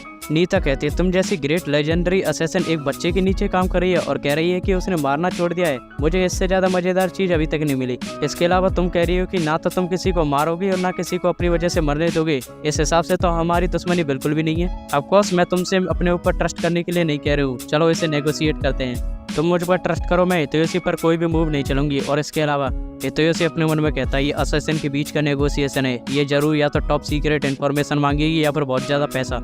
नीता कहती है, इसके अलावा मैं तुम्हें 3 महीने तक रोजाना ब्रेड दिलाऊंगी। हितोशी अपने मन में कहता है, ब्रेड? ये तो कोई नॉर्मल चीज़ है। नहीं, ये जरूर असैसिन के बीच का कोई कोड होगा। नीता कहती है, ऑफकोर्स मैं कोई नॉर्मल ब्रेड के बारे में बात नहीं कर रही हूँ, तुम रोजाना का सुता ब्रेड खा सकते हो। यूकी कहती है, ये डील पक्की हुई, मैं तुम पर ट्रस्ट करती हूँ। हितोशी कहता है, मिस यूकी, क्या तुम इस बारे में श्योर हो? यूकी कहती है, आप चिंता मत कीजिए, जब तक कोई नॉर्मल पर्सन कोई परेशानी खड़ी नहीं करता है, हम असैसिन को उसे मारने से स्ट्रिक्टली मना किया गया है। और इसे पता है कि ये मेरे लेवल के बिल्कुल भी नहीं है, लेकिन फिर भी अगर फ्यूचर में कुछ होता है तो मैं आपको प्रोटेक्ट कर लूँगी। उसके मुंह से पानी टपक रहा था। हितोशी कहता है, प्लीज अपने मुंह को साफ कर लो। नीता कहती है, अब ये सेटल हो गया है तो मैं तुम्हें शांति से ऑब्जर्व करती रहूंगी, चलो साथ में रहते हैं। दूसरे सीन में नीता हितोशी के बगल में बैठी होती है। वो कहती है, अगर तुम्हें सच बताऊं तो मुझे खुद भी जिम का काम पसंद नहीं है, लेकिन नर्स का और जिम का काम ऐसा है जिसमें मैं क्लास को छोड़कर कहीं भी निकल सकती हूँ। हितोशी कहता है, क्या तुम हमें बस शांति से ऑब्जर्व नहीं करने वाली हो? नीता कहती है, मैं तुमसे धीरे धीरे बात ही तो कर रही हूँ, लेकिन ऐसा लगता है इससे किसी और कोई परेशानी है। यूकी का ध्यान भटक जाता है और उसके फ्रेंड उसे सर्व करने के लिए कहते हैं। नीता ये देखकर हंसने लगती है। हितोशी कहता है, क्या तुम श्योर हो वो मेरे लिए परेशान है? तुम बस बिना बात के लिए हंस रही हो। नीता कहती है, अगर तुम्हें बिल्कुल नहीं पता कि क्या चल रहा है तो मैं तुम्हें सारी चीज़ें बता देती हूँ। ऐसा बोलकर वो उसके कान के पास आने लगती है। यूकी जीलसी की वजह से एक बॉल को काफ़ी तेज़ी से मारती है, जो सीधी दीवार में जाकर दब जाती है। लेकिन जब वो रियलाइज करती है कि उसने क्या कर दिया है तो वो अपने मन में सोचती है, अब तो मेरी नॉर्मल लाइफ गई। लेकिन सारे स्टूडेंट उसकी तारीफ करने लगते हैं। इसके बाद जब यूकी दोबारा खेल रही होती है तो उसके लेंस खुल जाते हैं। एक दूर बैठी लड़की इस चीज़ को नोटिस कर लेती है और उसे बताने की कोशिश करती है, लेकिन उससे पहले यूकी इस बात को रियलाइज कर लेती है और उन्हें बांध लेती है। उस लड़की का मिस यूकी से बात करने का मौका मिस हो जाता है। अगले सीन में मिस यूकी और हितोशी बेंच पर बैठे होते हैं। यूकी कहती है, मैंने सारा कुछ गड़बड़ कर दिया। हितोशी कहता है, मुझे पता है तुम्हारी उसमें कोई भी गलती नहीं है, लेकिन अचानक तुमने ऐसा क्यों किया? यूकी कहती है, ये तो मुझे भी नहीं समझ में आ रहा। मुझे पता ही नहीं था तुम्हें चोट नहीं पहुंचाएंगे, लेकिन फिर भी जब भी मैं किसी अंडरवर्ल्ड वाले को तुम्हारे साथ देखती हूँ तो मुझे एक अजीब फीलिंग महसूस होती है। क्या ये भी नॉर्मल है या फिर मेरे साथ कुछ अलग है? हितोशी अपने मन में कहता है, मिस यूकी सच में जीलस है। हितोशी उससे कहता है, चिंता मत करो, इस तरह फील करना नॉर्मल है। ये सुनकर वो खुश हो जाती है। इसके बाद हमें घर का सीन दिखाया जाता है जहाँ पर मिस यूकी अपने काम के लिए तैयार हो रही थी। जब वो नीचे आती है तो वहाँ पर पानी गर्म हो रहा था। वो गैस को बंद कर देती है। वो वॉशिंग मशीन में से टॉवल को निकालती है, लेकिन जब वो उसे हाथ लगाती है तो वो उसे काफ़ी फ्लफी लगता है। वो इस बात को हितयोशी को बताती है। हितयोशी ये देखकर अपने मन में कहता है, मैं खुश हूँ कि इसकी टॉवल धोने की 1 महीने की ट्रेनिंग सक्सेसफुल हो गई। पहली बार में तो इसने सफ़ेद टॉवल और रंगीन टॉवल को मिक्स कर दिया था। दूसरी बार में इसने कपड़े धोने के डिटर्जेंट की बजाय बर्तन धोने का डिटर्जेंट डाल दिया था। हितयोशी उससे कहता है, मिस यूकी, इतनी मेहनत करने के बाद फाइनली तुम लॉन्ड्री का काम सीख गई। यूकी वो उस पर काफ़ी खुश होती है। आगे वो चतारो भी उस पर खुश होता है। इसके बाद वो उस टॉवल को फोल्ड करके बर्तनों को धोने लगती है। इसके बाद वो अभी वो चतारे के साथ खेलती है और उसे खाना खिला देती है। इसके बाद हितयोशी यूकी से कहता है, हमें डिनर में क्या बनाना चाहिए? हमारे पास फ्रिज में बस कैबेज ही है। यूकी उससे कहती है, कटी हुई गोभी के साथ टोनकात्सु सॉस सबसे बेस्ट रहेगी। इसके बाद हमें टोनकात्सु की दुकान का सीन दिखाया जाता है। वहाँ पर ओल्ड लेडी कहती है, तुम्हारे टोनकात्सु फ्राई हो रहे हैं। वैसे ये लेडी कौन है जो तुम्हारे बगल में है? यूकी टोनकात्सु को देखकर काफ़ी एक्साइटेड थी। हितयोशी कहता है, ये मेरी मेड है जो मेरे घर पर काम करती है। वो यूकी को बताता है कि टोनकात्सु को यही लोग बनाते हैं। यूकी कहती है, तो ये टोनकात्सु का बर्थ प्लेस है? हितयोशी उसे देखकर कहता है, मैं समझ सकता हूँ तुम्हें कैसा फील हो रहा है। यूकी कहती है, क्या आपको भी कभी ऐसा महसूस हुआ है? हितयोशी कहता है, हाँ, जब मैं छोटा था, जब भी मैं कभी अपने फेवरेट हीरो को देखता था तो मैं भी काफ़ी एक्साइटेड हो जाता था। ओल्ड ग्रेनी उससे कहते हैं, तुम्हारे टोनकात्सु रेडी है, क्या तुम उन्हें पीस में कटवाना चाहोगे? हितयोशी उससे कहता है, हाँ प्लीज काट दीजिए। यूकी कहती है, मास्टर हितयोशी, जरा उस ओल्ड मैन को देखिए, उसके हाथ काँप रहे हैं। उसने अपने हाथों में एक डेंजरस चाकू को ले रखा है, लेकिन फिर भी वो टोनकात्सु को बराबर टुकड़ों में काट रहा है। कहीं ऐसा तो नहीं ये भी हमारी तरह जापान के लेजेंडरी असैसिन में से एक है? ग्रेनी कहती है, इसे क्या हुआ? हितयोशी कहता है, कुछ नहीं, वो बस मेरी मेड है, टोनकात्सु सॉस की बहुत बड़ी फैन है। वो ग्रेनी कहती है, अच्छा ऐसी बात है क्या? मुझे सुनकर अच्छा लगा। वैसे मैं ही वो हूँ जो टोनकात्सु सॉस की बनाती है। यूकी कहती है, तो इस चमत्कार के पीछे की भगवान आप है? ओल्ड ग्रेनी कहती है, वेल, इसकी रेसिपी मेरे हस्बैंड ने बनाई थी, मैं बस उसे प्रोड्यूस करती हूँ। हितयोशी कहता है, आपकी टोनकात्सु सॉस बहुत ज़्यादा क्रिस्पी और पॉपुलर है। यूकी कहती है, मैं आपको लंबे समय से थैंक्स कहना चाहती थी। कुछ समय पहले तक मैंने बिल्कुल भी नहीं सोचा था कि खाना भी कभी डिलीशियस हो सकता है, लेकिन जिस पल मैंने टोनकात्सु सॉस को अपनी जीभ से टच किया, मेरी पूरी दुनिया बदल गई। आपको लग सकता है कि मैं चीज़ों को बढ़ा चढ़ा कर बोल रही हूँ, लेकिन वो सॉस मेरे लिए सच में इंपॉर्टेंट है। जब भी मैं उसे टेस्ट करती हूँ तो मैं बता नहीं सकती कि मैं अपने हृदय में कैसा फील करती हूँ। ग्रेनी उससे कहती है, मिस मेड, तुम इस समय खुश हो सकता है जो खुशी तुम्हारे दिल में है वो इस वजह से है क्योंकि तुम कात्सुता सॉस कितनी डिलीशियस है, इस बात को रियलाइज करने के काबिल हो पाई। यूकी कहती है, हो सकता है आप जो कह रही है वो सही है। तभी वो ओल्ड मैन यूकी के पीछे आ जाता है और उसके कंधे पर हाथ रखकर कहता है, तुम्हारे कंधे पर रुई है।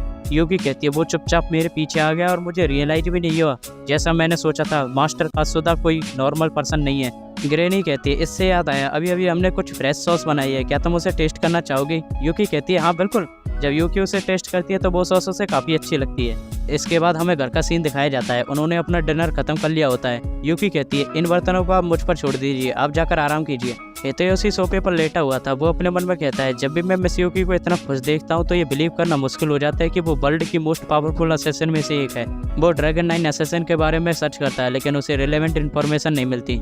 वो अपने मन में कहता है, क्या मुझे मिस यूकी से डायरेक्टली इस बारे में पूछ लेना चाहिए? लेकिन हो सकता है कि उसका इस बारे में बात ना करने के खुद के कुछ रीजन हो सकते हैं। हो सकता है वो अपने पेनफुल पास्ट को पीछे छोड़ने की कोशिश कर रही हो। मैं उसे इन चीज़ों के बारे में याद दिलाना नहीं चाहता, लेकिन फिर भी मैं उसके बारे में और जानना चाहता हूँ। वो ऐसे सोचते सोचते सो जाता है। उसे वही सपना आता है जब उसकी मॉम उसे छोड़कर जा रही थी। हितयोशी रोते हुए उसका पीछा कर रहा था। यूकी उसे आवाज़ लगाकर जगा देती है। वो उससे कहती है, क्या आप ठीक है? आप सपने में रो रहे थे तो मैं आपको चेक करने के लिए आ गई, लेकिन जैसे ही मैं आपके पास आई आपने मुझे पकड़ लिया। जब हितयोशी सिचुएशन को रियलाइज करता है तो वो उससे दूर हट जाता है। वो कहता है, सॉरी, मैं बस एक अजीब सपना देख रहा था। यूकी कहती है, क्या आप अपनी मॉम के बारे में सपना देख रहे थे? हितयोशी कहता है, हाँ। यूकी कहती है, अगर ऐसी बात है तो आप मेरी गोद में सिर रखकर सो सकते हैं। हितयोशी कहता है, उसकी कोई जरूरत नहीं है, मैं पूरी तरह से जग गया हूँ। तभी उसका फोन नीचे गिर जाता है। यूकी उसे उठाकर कहती है, क्या आप ड्रैगन 9 के बारे में सर्च कर रहे थे? क्या आप उस बारे में क्यूरियस है? हितयोशी कहता है, मैं बस तुम्हारे बारे में थोड़ा और जानना चाहता था। यूकी कहती है, बेल, अगर आपको सच बताऊं तो मैं भी ड्रैगन 9 के बारे में इतना कुछ नहीं जानती। मेरे मेंटर ही मुझे उस क्लैन में लेकर आए थे। क्लैन में जुड़ने के बाद अब तक जो भी कुछ मैंने किया वो बस अपने मेंटर के ऑर्डर को फॉलो करना था। मैंने बस कुछ ही मेंबर को अपनी आंखों से देखा है। मुझे उनसे बात करने का या उनका नाम जानने का कोई चांस ही नहीं मिला। हितयोशी अपने मन में कहता है, तो इसका मतलब ऐसा नहीं है कि ये इन चीज़ों के बारे में बात नहीं करना चाहती थी, इसे बस इन चीज़ों के बारे में ज़्यादा पता नहीं था। यूकी कहती है, आज से पहले जो मैं कर सकती थी वो था बस जिंदा रहना, इसलिए मेरा लोगों के प्रति बहुत कम इंटरेस्ट था। धीरे धीरे मुझे इस चीज़ से भी फ़र्क नहीं पड़ने लगा कि मैं क्या कर रही हूँ और क्यों कर रही हूँ। मुझे बस इस चीज़ की परवाह थी कि मेरे मेंटर डिसअपॉइंटेड होकर मुझे अबांडन ना कर दे। इसलिए मैं अभी भी इन सब चीज़ों की आदी नहीं हो पाई हूँ, जैसे चिड़ियों का चहचहाना, पर्दे से आती हुई धूप, ऐसी बहुत सारी छोटी छोटी चीज़ें हैं जो मेरी लाइफ में चमकीले सितारों की तरह है। कभी कभी तो मुझे ऐसा लगता है कि मैं बस एक सपना देख रही हूँ जिससे मैं अभी जगी नहीं हूँ, लेकिन जब कभी मैं आपका चेहरा देखती हूँ मुझे याद आ जाता है कि मैं एक ऐसी लड़की हूँ जो इस बात को सीख रही है कि नॉर्मल कैसे रहते हैं। मैं उस दिन को देखना चाहती हूँ जब ये लाइफ स्टाइल मेरा सेकंड नेचर बन जाएगा, तब मैं अपने आप को पूरी तरह नॉर्मल कह पाऊंगी। ये तो योसी कहता है, मैं भी तुम्हारे बारे में सेम फील करता हूँ। जब भी हर सुबह मैं तुम्हारे चेहरे को देखता हूँ मुझे काफ़ी हल्का महसूस होता है। इतनी सारी चीज़ें होने के बावजूद भी तुमने हमेशा मेरे साथ रहना चुना, इसलिए मैं तुम्हारे बारे में और भी जानना चाहता हूँ। तुम्हारा यहाँ आने के लिए शुक्रिया। यूकी कहती है, हाँ बिल्कुल। यूकी कहती है, मैं आपको अपने बारे में कुछ नया बताना चाहती हूँ। आपका मेरी गोदी में आराम करना मुझे इसलिए पसंद है क्योंकि ये मुझे उसी दिन की याद दिलाता है जब मैं पहली बार आपके लिए कुछ कर पाई। इसलिए जब भी आपको कभी बुरा सपना आए तो आप हमेशा मेरी गोदी में आकर सो सकते हैं। ये तो योसी कहता है, तुम उस बारे में चिंता मत करो, लेकिन तुम्हारा शुक्रिया। फिर तो मैं भी तुम्हें अपने बारे में कुछ बताऊंगा।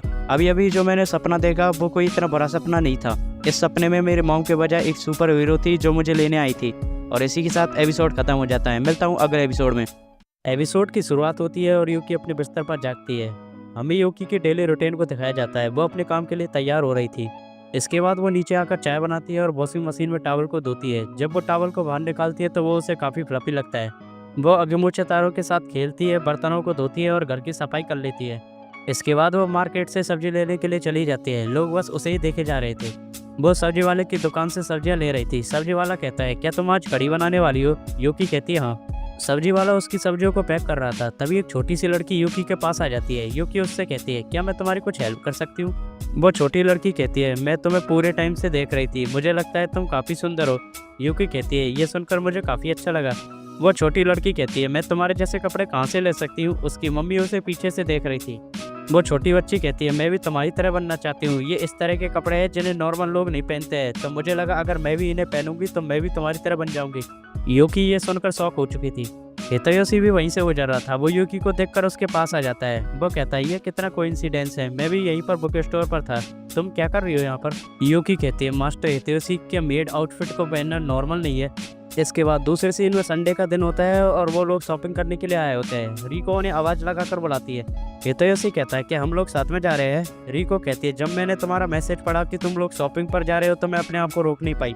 हितयोशी कहता है, नहीं मैं तुम्हारी बात तो समझ रहा हूँ कि तुम क्यों यहाँ पर आई हो, लेकिन मैं इसकी बात कर रहा हूँ, क्या ये भी हमारे साथ चल रही है? नीता कहती है, मैंने अपनी डिवाइस से तुम लोगों के बीच की बात सुन ली थी, इसलिए मैं भी यहाँ पर आ गई। हितयोशी कहता है, ये कितना क्रीपी है। यूकी कहती है, मुझे लगा कि मैंने सारे लिसनिंग डिवाइस को डिस्पोज कर दिया है। नीता कहते हैं, ये तुम्हारे लिए बहुत बुरा हुआ। लिविंग रूम में अभी भी एक बचा है। हितयोशी कहता है, क्या तुम दोनों मेरे पीठ पीछे हाईटेक डिवाइसों को लगाना बंद करोगे? नीता कहती है, मुझे तुम पर बिल्कुल भी ट्रस्ट नहीं है कि तुम खुद लड़कियों को कपड़े खरीदने जाओ। हितयोशी कहता है, तुम्हें ट्रस्ट की बातें करने से पहले अपने बारे में सोचना चाहिए। रिको कहती है, सुंदर कूल लेडी, क्या आप भी एक असैसिन है? नीता कहती है, हाँ बिल्कुल, तुमने बिल्कुल सही सोचा है। हितयोशी कहता है, रिको के साथ इन्वॉल्व होना बंद करो। रिको कहती है, एक मैच्योर लेडी की स्मेल कितनी अच्छी होती है। नीता कहती है, तुम भी हितयोशी की तरह काफी मजेदार हो। हितयोशी यूकी से कहता है, इन दोनों को यहीं छोड़ते हैं, चलो तुम्हारे लिए कपड़े लेने चलते हैं। रिको कहती है, मेरे पास एक शॉप है जिसे मैं रिकमेंड करना चाहूंगी। हितयोशी कहता है, अगर तुम कहती हो तो चलो वहीं चलते हैं। इसके बाद वो सभी लोग एक शॉप में आ जाते हैं। यूकी एक ड्रेस को ट्राई करती है। हितयोशी कहता है, ये पहले से भी ज़्यादा लोगों का अटेंशन खींचेगी। यूकी कहती है, इस ड्रेस में मेरे मूवमेंट स्लो हो जाएंगे तो ये मेरे लिए एक प्रॉब्लम है। हितयोशी अपने मन में कहता है, ये भी एफिशिएंसी पर ध्यान दे रही है। रिको उसका फोटो खींचने लगती है। वो कहती है, लेकिन तुम इसमें काफ़ी सुंदर लग रही हो। नीता कहती है, अब मैं तुम्हें दिखाऊंगी कि अडल्ट के आउटफिट किस तरह चुने जाते हैं। इसके बाद यूकी उस ड्रेस को ट्राई करती है जिसे नीता ने सजेस्ट किया था। वो हितयोशी से पूछती है, मास्टर हितयोशी, आपका इस बारे में क्या ख्याल है? हितयोशी कहता है, अगर तुम इस ड्रेस को पहनकर टाउन में जाओगी तो इसमें सभी तरह की प्रॉब्लम्स है। यूकी कहती है, आपने बिल्कुल सही था, इसमें मैं अपने नाइफ को छुपा नहीं पाऊंगी। हितयोशी कहता है, तुम और असैसिनेशन नहीं करने वाली हो तो क्या नाइफ को रखना तुम्हारे लिए इतना जरूरी है? यूकी कहती है, भले ही मैं और असैसिनेशन ना करूँ, लेकिन जब वो नाइफ मेरे पास होते हैं तो मुझे काफ़ी अच्छा महसूस होता है। हितयोशी उन दोनों से कहता है, क्या तुम दोनों इस बारे में थोड़ा सीरियस हो गए? रिको कहती है, तो चलो अब एक नॉर्मल कपड़े की दुकान में चलते हैं। इसके बाद यूकी दूसरी शॉप में होती है और वो कुछ और कपड़ों को ट्राई करती है जिसमें वो काफ़ी अच्छी लग रही थी। नीता कहती है, मुझे तो तुमसे चिढ़ हो रही है, तुम हर कपड़ों में इतनी अच्छी दिख रही हो। रिको कहती है, तुम तो एक मॉडल जैसी दिख रही हो। नीता हितयोशी से कहती है, तुम किस तरह की ड्रेस को प्रेफर करना चाहते हो? हितयोशी कहता है, मुझे लगता है सफ़ेद सन ड्रेस मिस यूकी पर काफ़ी अच्छी लगेगी। नीता कहती है, अरे अरे, अपने मन की बात निकाल दी ना। हितयोशी कहता है, मैं आखिर तुम्हारा क्या करूँ? उन लोगों ने अपनी शॉपिंग खत्म कर ली होती है और वो लोग रास्ते में चल रहे होते हैं। हितेयोशी कहता है हमने इतने अच्छे कपड़े ट्राई किए लेकिन हम उन सारों को नहीं ले सकते। यूकी कहती है उन सब कपड़ों में से खरीदने के लिए सेलेक्ट करना काफी मुश्किल काम था। तभी रिको कहती है ये लोग हैलोवीन की तैयारी कर रहे हैं। नीता कहती है मैंने सुना है कि जापान में हैलोवीन एक काफी बड़ा इवेंट होता है। रिको कहती है चलो भैया हैलोवीन के कॉस्ट्यूम को ट्राई करते हैं। हितेयोशी कहता है क्या हम इस साल भी ऐसा करने वाले हैं। रिको कहती है हाँ बिल्कुल, मॉम हर साल हैलोवीन का इंतजार करती है। रिको एक वैम्पायर की ड्रेस को चुनती है। मिसियोकी एक मैजिकल विच की कॉस्ट्यूम को ट्राई करती है। नीता एक पुलिस के कॉस्ट्यूम को पहनने के बाद कहती है या तो मुझे कैंडी दो वरना मैं तुम्हें सीधा जेल में डाल दूंगी। नीता कहती है ये कॉस्ट्यूम हैलोवीन से रिलेटेड तो नहीं है। रिको कहती है लेकिन फिर भी ये तुम पर सूट कर रहा है। यूकी कहती है ऐसा लगता है मिस रिको सच में से एंजॉय कर रही है। हितेयोशी कहता है रिको हर साल हैलोवीन के लिए काफी एक्साइटेड रहती है। हितेयोशी एक पोस्टर को देखकर कहता है वो लोग वॉकिंग डेड ज़ॉम्बी मूवी को दिखाने वाले हैं, ये मेरी फेवरेट मूवी है। नीता उससे कहते हैं ये सुनने में काफी मजेदार लग रहा है, चलो चलकर देखते हैं। हितेयोशी यूकी से कहता है क्या ये तुम्हारे लिए ठीक है। यूकी कहती है क्या इसका मतलब यह है कि हम मूवी देखने के लिए थिएटर में जाने वाले हैं। हितेयोशी कहता है क्या तुम थिएटर में मूवी देखने की इतनी शौकीन नहीं हो या फिर तुम इसे घर पर ज्यादा प्रेफर करती हो। यूकी कहती है ऐसा नहीं है कि थिएटर में मुझे मूवी देखना पसंद नहीं है, लेकिन थिएटर मेरे लिए मूवी देखने की जगह के बजाय एक टारगेट को असैसिनेट करने की जगह हुआ करती थी, इसलिए मैंने कभी थिएटर में मूवी देखने पर ज़्यादा ध्यान नहीं दिया है। हितेयोशी कहता है ओ अब मुझे याद आया कि थिएटर में भी काफ़ी अंधेरा रहता है। इसके बाद वो सभी लोग थिएटर के अंदर होते हैं और मूवी को देख रहे होते हैं। मूवी में ढेर सारे ज़ॉम्बी थे जो एक इंसान को खा रहे होते हैं। नीता को मूवी से फर्क नहीं पड़ रहा था, वो तो सो चुकी थी। हितेयोशी और रिको मूवी को एंजॉय कर रहे थे, लेकिन मिसियोकी ज़ॉम्बीज को देखकर काफ़ी ज़्यादा डर गई थी। मूवी खत्म होने के बाद वो सभी लोग बाहर आ जाते हैं। यूकी कहती है ज़ॉम्बीज सच में काफ़ी डरावने होते हैं। रिको कहती है तुम्हें ज़ॉम्बी में कौन सी चीज़ डरावनी लगती है। यूकी कहती है पहला तो मैं उन सड़ी हुई लाशों की बदबू को नहीं सह सकती, दूसरा वो लोग पहले से ही मरे होते हैं तो मैं उन्हें और नहीं मार सकती। रिको कहती है तुम्हारी बात में पॉइंट तो है। यूकी कहती है और इसके अलावा मुझे एक लाश बनने का कोई भी एक्सपीरियंस नहीं है। हितेयोशी कहता है ये ठीक है, हम में से किसी को भी ऐसा कोई एक्सपीरियंस नहीं है। हितेयोशी अपने मन में कहता है अभी तक मिसियोकी के पास्ट में जो भी हुआ वो सारी चीज़ें इसके लिए नॉर्मल थी। नीता कहती है तुम एक असैसिन हो और तुम्हें ज़ॉम्बीज से डर लग रहा है, ये कितना अजीब है। इसके बाद शाम हो जाती है और वो सभी लोग रास्ते में चल रहे होते हैं। रिको हितेयोशी को अपनी आइसक्रीम दिखाने लगती है। हितेयोशी कहता है ये तो सच में काफ़ी बड़ी है, क्या तुम श्योर हो तुम इससे अपने डिनर को ख़राब तो नहीं कर लोगी। रिको जब उस आइसक्रीम को खाती है तो वो उसे काफ़ी पसंद आती है। वो यूकी से भी उसे टेस्ट करने को कहती है। मिस यूकी जब उसे टेस्ट करती है तो वो उसे भी काफ़ी अच्छा लगता है। नीता अपनी आइसक्रीम हितेयोशी को दिखाते हुए कहती है अपना मुँह खोलो। हितेयोशी कहता है नहीं मुझे नहीं चाहिए। एक लड़की दूर से उन लोगों को एंजॉय करते हुए देख रही थी। तभी एक बंदा वहाँ पर आकर उसका हाथ पकड़ लेता है। वो कहता है तुम अपना रास्ता भटक रही हो, तुम हिकागे ब्लडलाइन की एक्सपेक्टेशन को पूरा नहीं कर पा रही हो, अपने आसपास की चीज़ों से सावधान रहो और कभी भी अपना गार्ड डाउन मत होने दो। वो लड़की कहती है मैं समझ गई बड़े भाई तात्सु, मुझे माफ़ कर दीजिए। वो बंदा कहता है अपनी लोअर बॉडी को आज रात की प्रैक्टिस के लिए तैयार रखना। ऐसा बोलकर वो वहाँ से चला जाता है। किसी बात को लेकर वो लड़की काफ़ी उदास थी। वो उन लोगों को हंसते हुए घर जाते हुए देखती है।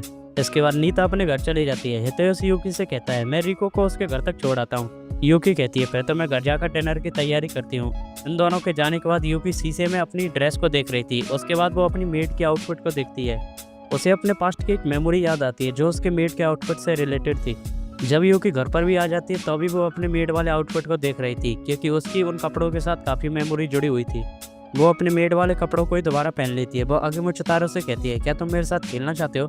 वो उसके टॉय और टावल को देखती है जो कि पूरी तरह गंदे हो चुके थे। वो अपने मन में सोचती आज मैं पूरे दिन बाहर थी तो मैं लॉन्ड्री का काम नहीं कर पाई। मास्टर हितेयोशी भी यहाँ पर नहीं है, लेकिन कोई बात नहीं, मैं कम से कम लॉन्ड्री का काम तो कर ही सकती हूँ।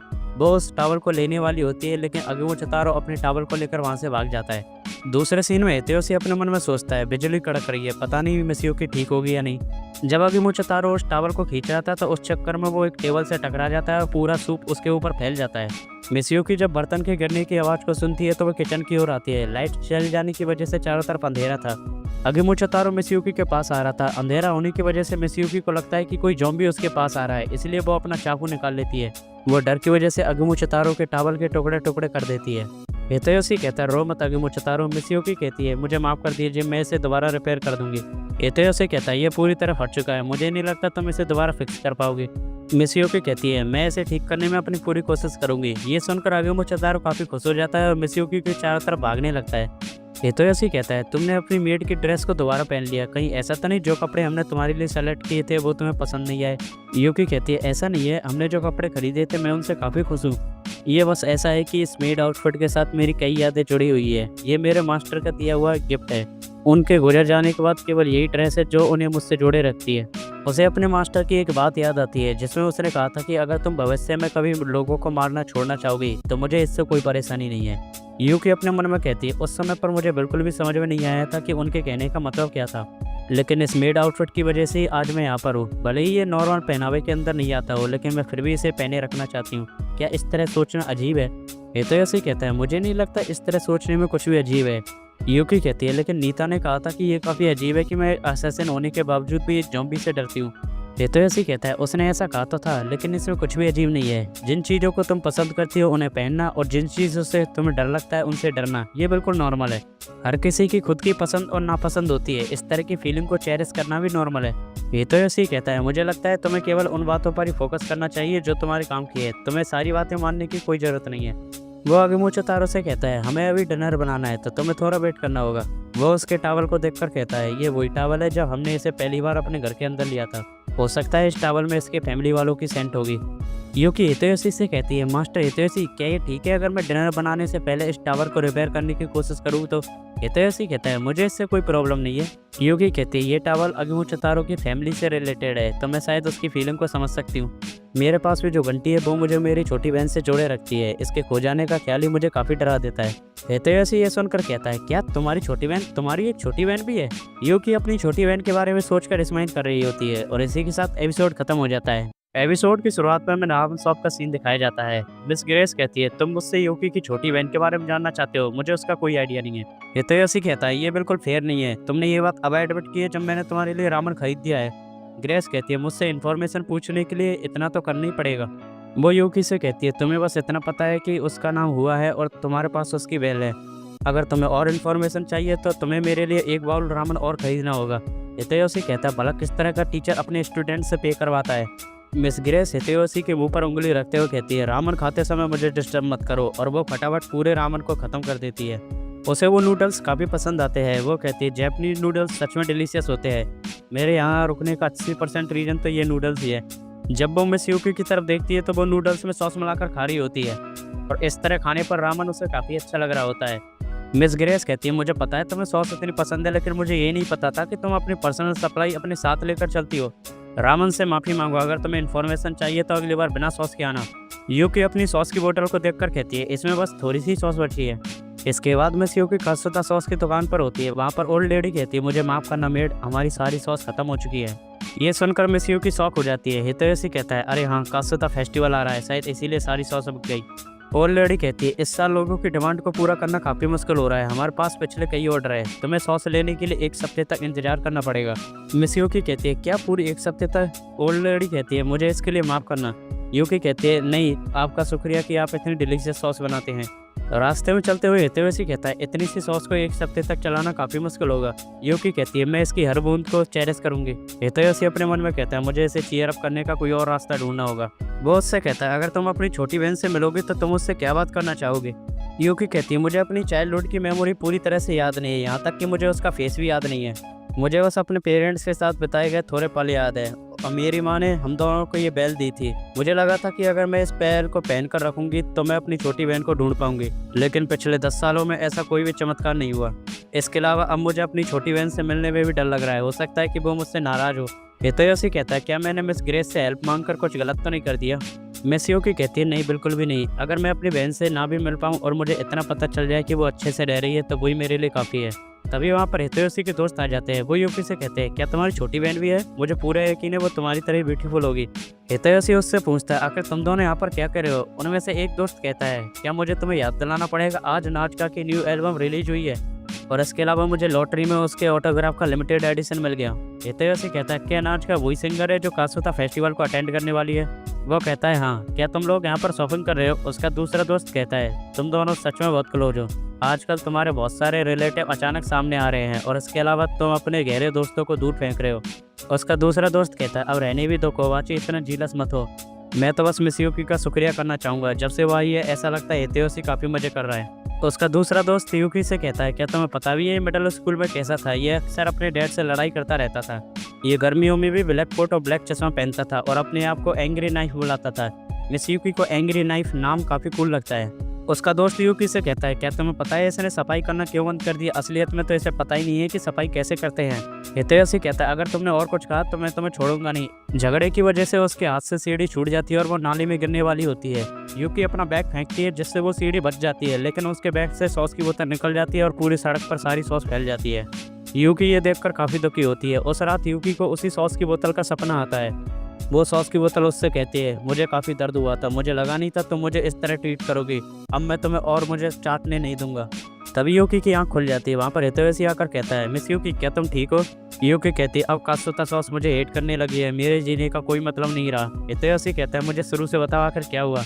यूकी उसे अपने सपने के बारे में सारी चीज़ बता देती है। हितेयोशी कहता है, तो कासुता सॉस तुम्हारे सपने में तुमसे बात कर रही थी, तुम उस बात की चिंता मत करो, अगले सप्ते हम और भी सॉस खरीद लेंगे। उसी रात यूकी को एक और डरावना सपना आता है। उसकी आंखें खुल जाती है।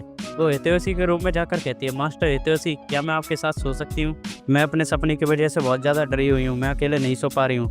हितेयोशी कहता है, कल मेरा टेस्ट है तो इसलिए मैं लेट तक जागने वाला हूँ। जब तक तुम्हें दोबारा नींद नहीं आ जाती तब तक हम थोड़ी बातें कर सकते हैं। हितेयोशी यूकी को हॉट मिल्क दे देता है और खुद एक कॉफ़ी ले लेता है। यूकी उससे कहती है, मास्टर हितेयोशी आप सच में बहुत काइंड है और आपके आसपास के लोग आपकी परवाह करते हैं। हितेयोशी कहता है, ये अचानक कहाँ से आया? यूकी उससे कहती है, मास्टर हितेयोशी क्या आपने कभी किसी को हेट किया है? हितेयोशी कहता है, मैं इसे हेट तो नहीं कह सकता, लेकिन पास्ट में मेरे और मेरे डैड के बीच में बहुत सारी चीज़ें हुई थी, इसलिए मैं उनसे थोड़ी दूरी बनाकर रख रहा हूँ। ये कुछ ऐसी चीज़ें हैं जो अक्सर फैमिली के साथ होती रहती है। यूकी को अपनी छोटी बहन की बात याद आती है जिसमें उसने कहा था कि वो उसे हेट करती है। यूकी हितेयोशी से कहती है, मैं आपकी पढ़ाई में इंटरफेयर नहीं करना चाहती, इसलिए मुझे लगता है मुझे अपने कमरे में लौट जाना चाहिए। ऐसा बोलकर वो वहाँ से चली जाती है। हितेयोशी उसे ही देख रहा था। हमें यूकी का सपना दिखाया जाता है जिसमें सॉस की बोतल उससे कहती है, ये सारी तुम्हारी गलती है, तुमने मुझे इस तरह फेंक दिया जैसे तुमने अपनी छोटी बहन को अपने से दूर किया। तुम्हें बस लोगों को मारने के अलावा कुछ नहीं आता, इसलिए सभी लोग तुमसे हेट करते हैं। यूकी कहती है, ये सच नहीं है, मैं नॉर्मल बनने की अपनी पूरी कोशिश कर रही हूँ। सॉस की बोतल कहती है, अब तो तुम हितेयोशी के लिए भी परेशानी खड़ी कर रही हो, उधर देखो वो तुम्हारे साथ बिल्कुल भी नहीं रहना चाहता। अब तक जो भी कुछ हुआ है उसमें सारी तुम्हारी गलती है। हमें पास्ट का एक सीन दिखाया जाता है जिसमें एक इंटरव्यूअर एक छोटी सी लड़की से कहता है, मारिया तुम कितने साल की हो? वो लड़की कहती है, अगले महीने के 25 तारीख को मैं 7 साल की हो जाऊंगी। वो इंटरव्यूअर कहता है, मैंने सुना है कि तुम 15 डिफरेंट लैंग्वेज बोल सकती हो, क्या ये बात सच है? मारिया कहती है, हाँ, मैंने उन्हें इसलिए सीखा ताकि मैं अपने मॉम की हेल्प कर सकूँ। वो इंटरव्यूअर कहता है, ऐसा लगता है कि तुम्हारी मॉम एक इंटरप्रेटर के रूप में काम करती है, तुम सभी क्वेश्चन का काफ़ी अच्छे से आंसर दे रही हो, क्या ये भी तुमने अपनी मॉम से सीखा? मारिया कहती है, हाँ, मेरी मॉम काफ़ी ब्यूटीफुल और स्मार्ट है। वो इंटरव्यूअर कहता है, तुम्हारी ऑब्जर्वेशन स्किल काफ़ी अच्छी है, तुम्हारी मेमोरी भी शार्प है, तुम नॉर्मल बच्चों से ज़्यादा एथलीट हो, लेकिन तुम में ये कमी है कि तुम अपने टैलेंट और अटेंशन में बिल्कुल भी इंटरेस्टेड नहीं हो, तुम बस अपने पेरेंट के चेहरे पर स्माइल चाहती हो। दूसरे सीन में पूरी फैमिली मारिया का बर्थडे सेलिब्रेट कर रही होती है। वो सभी काफ़ी खुश होते हैं। तभी वहाँ पर दरवाजे पर कोई बॉल बजाता है। उसके माता पिता दोनों उसे देखने के लिए जाते हैं। तभी वहाँ की सारी चीज़ें पिघलने लगती है। मारिया अपने पेरेंट को रोकने की कोशिश करती है, लेकिन वो और भी दूर जा रहे थे। वो सॉस की बोतल कहती है, तुम जैसे टैलेंटेड बच्चे को पाने के लिए उन्होंने तुम्हारे पेरेंट का मर्डर कर दिया और तुम्हारी छोटी बहन इन सब के चक्कर में फंस गई। अपने चाहने वाले पेरेंट के खो जाने की वजह से उसने अपने इमोशन को पूरी तरह खो दिया और लोगों को असैसिनेट करना शुरू कर दिया। उसकी छोटी बहन उसे ये सब चीज़ें करते हुए देख लेती है। वो उससे कहती है, आखिर तुम ये सारी चीज़ें क्यों कर रही हो? मैं तुम्हें हेट करती हूँ, मुझे तुम्हारी बहन नहीं चाहिए। ऐसा बोलकर वो भी वहाँ से भाग जाती है। उसकी छोटी बहन भी उससे दूर चली गई। सर्वाइव करने के लिए उसने लोगों को मारना जारी रखा और वो दुनिया की सबसे खतरनाक असैसिन बन गई। वो अपने मास्टर को अपने सामने देखती है। वो कहता है, तुम्हारा स्वागत है मेरे प्यारे डिसिपल जू। तो हितेयोशी यूकी को आवाज़ लगाकर उसे जगा देता है। वो उससे पूछता है, क्या तुम ठीक हो? तुम सपने में रो रही थी इसलिए मैंने तुम्हें जगा दिया, क्या तुम अब ठीक हो? यूकी हितेयोशी को पकड़ती है और उसे अपने बिस्तर में लेटा देती है। वो उससे कहती है, मुझे पता है मैं आपको परेशान कर रही हूँ, लेकिन थोड़ी देर के लिए ही सही, मुझे ऐसे ही रहने दीजिए। हितेयोशी देखता है कि यूकी के हाथ काँप रहे हैं। वो उससे कहता है, क्या तुमने दोबारा एक डरावना सपना देखा? यूकी कहती है, आप उसे डरावना सपना कह सकते हैं, वो मेरे पार्ट से रिलेटेड था। सॉरी, मैं उसे और याद नहीं कर सकती। हितेयोशी उसकी पीठ को थपथपाने लगता है। वो उससे कहता है, तुम्हें पता है जब बेबी की पीठ को थपथपाते हैं तो वो रोना बंद कर देते हैं। ऐसा कहा जाता है कि थप्पी की आवाज़ उन्हें उनके माँ के हार्ट बीट की जैसी लगती है, जिससे वो शांत हो जाते हैं। मैं बस उसी चीज़ को रिपीट कर रहा हूँ जो मेरी माँ ने मुझे बताया था। यूकी का मन शांत हो जाता है और वो सो जाती है। इसके बाद हमें स्कूल का सीन दिखाया जाता है। हितेयोशी का दोस्त यूकी से कहता है, क्या तुम्हें सच में कासुता फेस्टिवल के बारे में नहीं पता? इसका ऑफिशियल नाम कासुता ग्रांड ट्रिपल फेस्टिवल है। स्पोर्ट्स फेस्टिवल, कल्चरल फेस्टिवल और म्यूजिक फेस्टिवल, सभी तरह के फेस्टिवल इसके अंदर आते हैं। हर क्लास इन तीनों फेस्टिवल में पार्टिसिपेट करती है और कम्पीट करती है। जो फेस्टिवल में विनर होता है उसे प्राइज के रूप में प्रीमियम कासुता सॉस दी जाती है, जिसे शॉर्ट में PKS भी कहते हैं। प्रीमियम सॉस को सुनकर यूकी के मुंह से पानी टपकने लगता है। उसका दूसरा दोस्त कहता है सेकंड ईयर वालों के लिए इस फेस्टिवल को जीतना इम्पॉसिबल है, स्टूडेंट काउंसिल प्रेसिडेंट ही इस फेस्टिवल को जीत जाएगा। वो कहता है अगर हम टॉप रैंक में चाहते हैं तो हम अपकमिंग कल्चरल फेस्टिवल में नहीं हार सकते, हमें अपनी ग्रेड को मेंटेन रखना होगा। हितोयोशी यूकी से पूछता है वैसे तुम्हारी ग्रेड कैसी है? यूकी कहती है मैं फेल होने से बच गई। हितोयोशी यूकी से कहता है मैं खुश हूँ कि तुम फेल नहीं हुई, वरना तुम कासुता फेस्टिवल में पार्टिसिपेट नहीं कर पाती। पूरी क्लास का एवरेज स्कोर कासुता फेस्टिवल में रैंकिंग को डिसाइड करता है और जहाँ तक मुझे याद है ये 60% है। यूकी कहती है मैं तो एवरेज से भी नीचे हूँ, मैं क्या करूँ? हितोयोशी कहता है तुम उसकी ज़्यादा चिंता मत करो, अगर तुम पास हो तो तुम कासुता फेस्टिवल में पार्टिसिपेट कर सकती हो। हितोयोशी का दोस्त कहता है जिनके कम मार्क्स है उन्हें बस एक्स्ट्रा हार्डवर्क करने की जरूरत है। यूकी कहती है ठीक है, मैं भी एक्स्ट्रा हार्डवर्क करूँगी। दूसरे सीन में मिस यूकी मिस ग्रेस से कासुता ब्रेड लेने के बाद काफ़ी खुश होती है। मिस ग्रेस कहती है आजकल कासुता ब्रेड की सप्लाई बहुत कम हो रही है, मुझे इसे लेने के लिए बहुत ज़्यादा तकलीफ उठानी पड़ती है, अगर तुम मुझे शुक्रिया कहोगी तो मर नहीं जाओगी। यूकी उसे थैंक्स कहती है। ग्रेस ये सुनकर हैरान हो गई थी। वो अपने मन में कहती है क्या ये भूल चुके हैं कि कुछ दिनों पहले मैंने हितोयोशी को हॉस्टेज बनाया था। वो उनसे कहती है अब जल्दी करो, निकलो यहाँ से, अगर किसी ने मुझे ऐसे देख लिया तो प्रॉब्लम हो जाएगी। हितोयोशी कहता है तुम कैसी बातें कर रही है, ये कोई ब्लैक मार्केट थोड़ी है। ग्रेस कहती है फिर भी मुझे जिम क्लास से पहले इन टेस्ट की ग्रेडिंग को कंप्लीट करना है। वो दोनों वहाँ से जाने लगते हैं। यूकी हितोयोशी से पूछती है कासुता फेस्टिवल में जीतने के लिए हमारे कैसे ग्रेड होने चाहिए? हितोयोशी उससे कहता है क्या तुम सच में उसमें पार्टिसिपेट करना चाहती हो, लेकिन तुम्हें अपनी आइडेंटिटी को सीक्रेट रखना होगा। ग्रेस कहती है क्या तुम कासुता फेस्टिवल में पार्टिसिपेट करने वाली हो, लेकिन तुमने अपने जिम के टेस्ट पर बिना नाम लिखे उससे सबमिट कर दिया, अगर तुम फेल होती हो तो तुम पार्टिसिपेट नहीं कर पाओगी।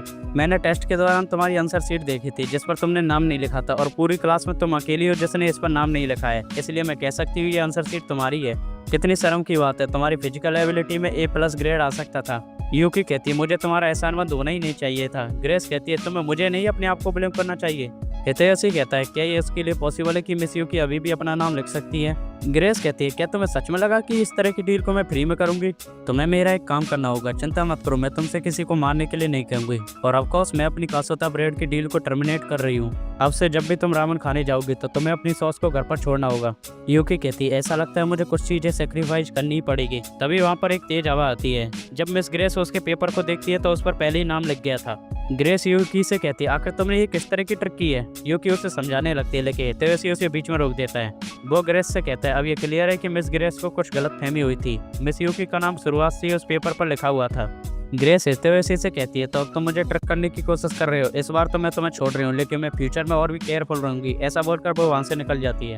हितोयोशी यूकी से पूछता है तो आखिर वो तुमने कैसे किया? वहीं पर हिकागे भी थी। वो कहती है ऐसा लगता है मैं मिस यूकी को कुछ काम आ पाई। यूकी उसके पास आकर कहती है सच में तुमने मेरी काफ़ी हेल्प की है।